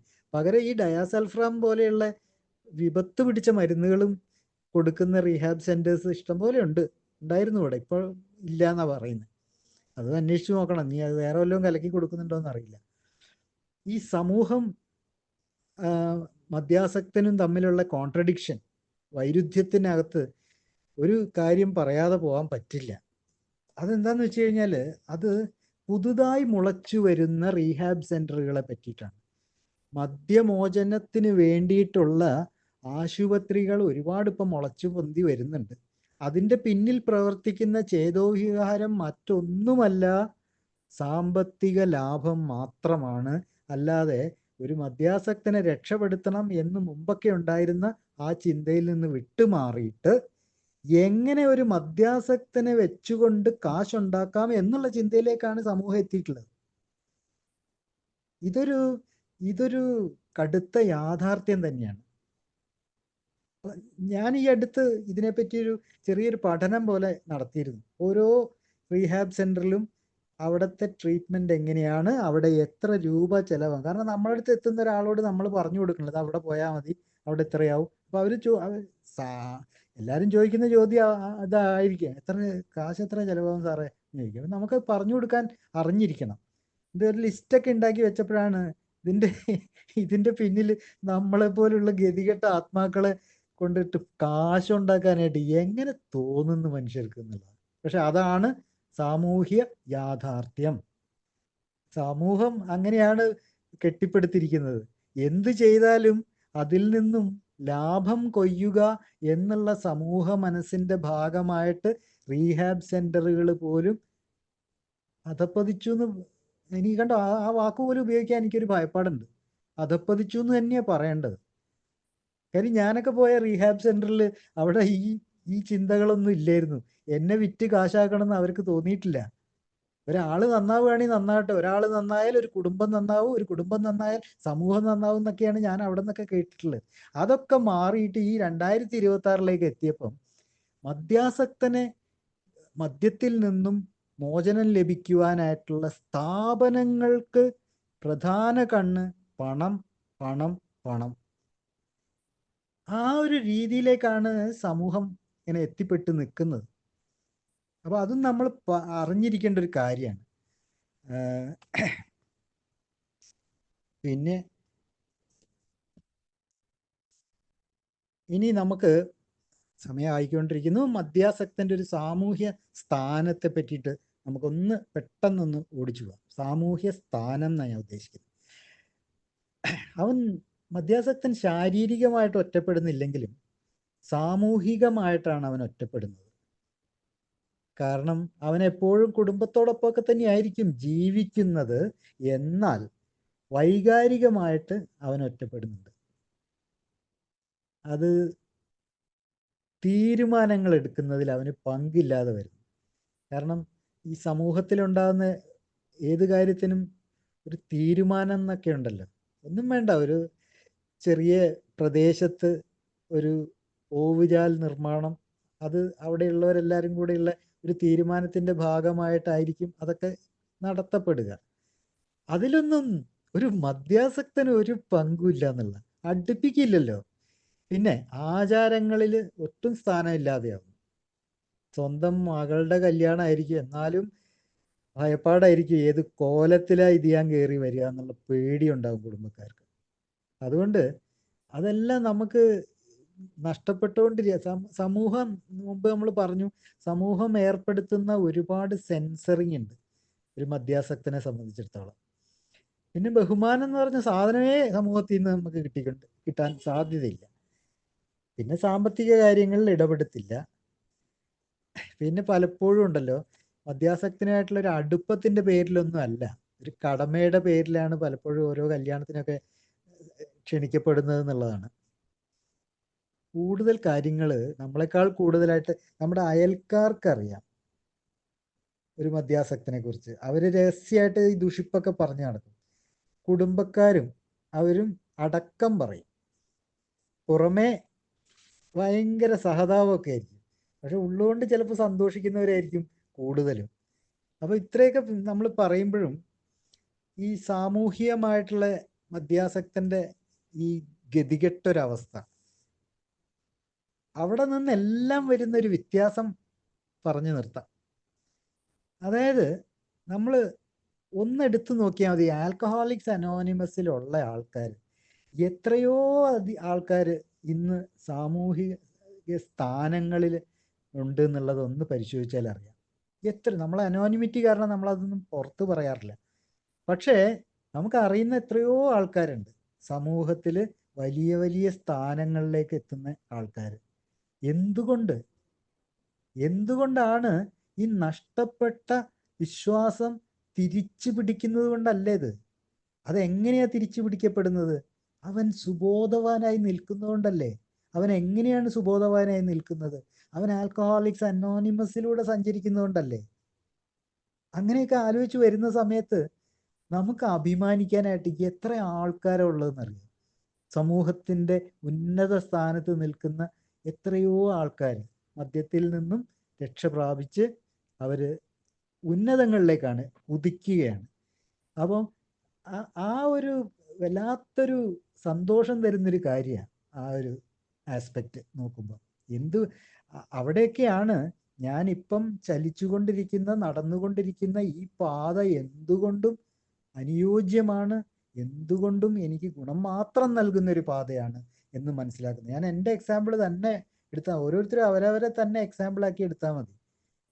നിർത്തിക്കഴിഞ്ഞാൽ നമുക്ക് ഈ ഇടുപിടേന്നൊന്നും പോയിട്ട് പഴയ സ്ഥാനങ്ങളൊന്നും നേടാനൊന്നും നിൽക്കണ്ട. കുറച്ച് ക്ഷമാശീലത ആയിട്ട് തന്നെ പയ്യെ പയ്യെ ഇത് വന്നോളും. കാരണം ഞാൻ മുമ്പേ പറഞ്ഞു, സമൂഹം എന്ന് പറയുന്നത് ഒരു നല്ല നിരീക്ഷകനാണ്. സമൂഹം കണ്ണു തുറന്നാണ് എപ്പോഴും നിൽക്കുന്നത്. അവന് ഒരാൾ ചീത്തയാവുന്നതും പെട്ടെന്ന് മനസ്സിലാവും. ഈ ചീത്തയായ ആൾ തന്നെ വീണ്ടും നന്നായി വരുന്നതും അവൻ കാണുന്നുണ്ട്. അപ്പം അതുകൊണ്ട് സമൂഹത്തിൻ്റെ സൂക്ഷ്മ നേത്രങ്ങൾക്കുള്ളിൽ തന്നെയാണ്, ആ റഡാറിൽ തന്നെയാണ് മദ്യാസക്തൻ നിലകൊള്ളുന്നത്. അതുകൊണ്ട് ഈ സോബറായിട്ടുള്ള മദ്യാസക്തന്, സുബോധവാനായിട്ടുള്ള മദ്യാസക്തന് വീണ്ടും വീണ്ടും അവർ തന്നെ ക്ഷണിക്കുന്നുണ്ട് ഓരോ സ്ഥാനങ്ങളിലേക്കും, ഓരോ ഇതിലേക്കും. കഴിഞ്ഞ കോർപ്പറേഷൻ ഇലക്ഷനും ഈ ത്രിതല എന്താന്നാ പറയുന്നത്, തദ്ദേശ സ്വയംഭരണത്തിലെ ഇലക്ഷൻ്റെ ശേഷം എത്ര മെമ്പേഴ്സാണെന്നറിയോ അവിടേക്ക് കൗൺസിലറായിട്ടും അല്ലെങ്കിൽ പഞ്ചായത്ത് മെമ്പറായിട്ടും പഞ്ചായത്ത് പ്രസിഡൻ്റായിട്ട് വരെ മെമ്പേഴ്സ് കയറിയിട്ടുണ്ട്. ഇതെന്തുകൊണ്ടാണ്? അവൻ സമൂഹത്തിലെ ആ വിശ്വാസം പിടിച്ചെടുത്തു എന്നുള്ളത് സംശയമില്ലാതെ നമുക്ക് പറയാം. അതുകൊണ്ട് തന്നെ നമ്മളെ അത് കഴിഞ്ഞ ദിവസം എൻ്റെ ഒരു സുഹൃത്ത് ഈ പറഞ്ഞ പഞ്ചായത്ത് പ്രസിഡന്റിൻ്റെ പുള്ളിക്കാരനോട് ഞങ്ങൾ തന്നെ അവിടുത്തെ ഉള്ളൊരു പാർട്ടി ഒരു കാര്യം പറഞ്ഞിട്ട് അവസാനിപ്പിക്കാം. ഇത്രയേ പറഞ്ഞിട്ടുള്ളൂ. എടാവേ, നീ ഇപ്പോൾ ഏതായാലും ഇത്രയും നല്ല സ്ഥാനത്തൊക്കെ ഇരിക്കുകയല്ലേ, നീ കുറച്ചുകൂടെ ഒന്ന് ഉഷാറായിട്ട് നമ്മളെ മെസ്സേജ് പാസ് ചെയ്യാൻ ശ്രമിക്കുന്നു. ഇത് രസമുള്ളൊരു സ്റ്റേറ്റ്മെൻറ്റാ. അതായത് നമ്മളൊക്കെ PI വർക്ക് ചെയ്യുന്ന ആൾക്കാരാണ്. അപ്പോൾ ആ പബ്ലിക് ഇൻഫർമേഷൻ എത്തിക്കാനായിട്ട് ഒരു ഉന്നത സ്ഥാനത്തിരിക്കുന്ന ഒരാൾക്ക് കൂടുതൽ കഴിയും. ഞാനോ നിങ്ങളോ വിചാരിക്കുന്നതിനേക്കാളും കൂടുതലായിട്ടൊരു സ്ഥാനം വഹിക്കുന്ന ഒരാൾക്ക് കഴിയും. അയാളുടെ അനോണിമിറ്റി കീപ്പപ്പ് ചെയ്തുകൊണ്ട് തന്നെ അയാൾക്ക് ചെയ്യാൻ സാധിക്കും. അപ്പോൾ അതാണ് ഈ സ്ഥാനലബ്ധിക്കൊക്കെ കൂടെ തന്നെ അനുബന്ധമായിട്ട് ഇങ്ങനൊരു പ്രവർത്തനം കൂടെ ചെയ്യാനായിട്ട് കൂടുതൽ അയാൾക്ക് സാഹചര്യം ഒരുക്കുന്നു എന്നുള്ളതാണ് ഒരു നല്ല കാര്യം. അപ്പം അതുകൊണ്ട് തന്നെ നമ്മളാരും മോശക്കാരല്ല എന്നാണ് പറഞ്ഞു വരുന്നത്. മദ്യം നിർത്തി സുബോധവാനായിട്ട് ജീവിക്കുന്ന ഒരാൾ ഒരു തരത്തിലും മോശക്കാരനല്ല. ഒരു ഷെയറിങ് ഇതിൻ്റെ ഒരു സ്ഥലം വെച്ചിട്ട്, ഒരു മീറ്റിംഗ് ഹാളിൽ വെച്ചിട്ട് ഒരു വളരെ പ്രായം ചെന്ന ഒരാൾ പറഞ്ഞൊരു കാര്യം, അത് എൻ്റെ ഫൈനൽ വേർഡായിട്ട് എടുക്കുക. ഇനി വരാനിരിക്കുന്ന ഒരു കാലത്ത് ഈ ആനയുള്ള വീട്ടിൽ നിന്നൊക്കെ പണ്ട് പെണ്ണ് ചോദിച്ചു പോകുന്ന പോലെ ഏക്കാരനുള്ള വീട്ടിൽ നിന്ന് പെണ്ണ് ചോദിച്ച ആൾക്കാർ വരും. അതൊരു ബഹുമാനപ്പെട്ട ഒരു സ്ഥാനമായിട്ട് മാറും. ഒരു വീട്ടിൽ ഒരു ഏക്കാരനുണ്ടെങ്കിൽ അതൊരു വീടിൻ്റെ ബഹുമാനമായിട്ട് മാറും എന്നാണ് അദ്ദേഹം പറഞ്ഞു വെച്ചത്. ഇത്രയും പറഞ്ഞുകൊണ്ട് ഞാൻ പിന്മാറുകയാണ്. എല്ലാവർക്കും സുബോധത്തിൻ്റെ നല്ലൊരു ദിവസം ആശംസിക്കുന്നു. Thank you. Thank you Baiju ചേട്ടാ, താങ്ക് യു.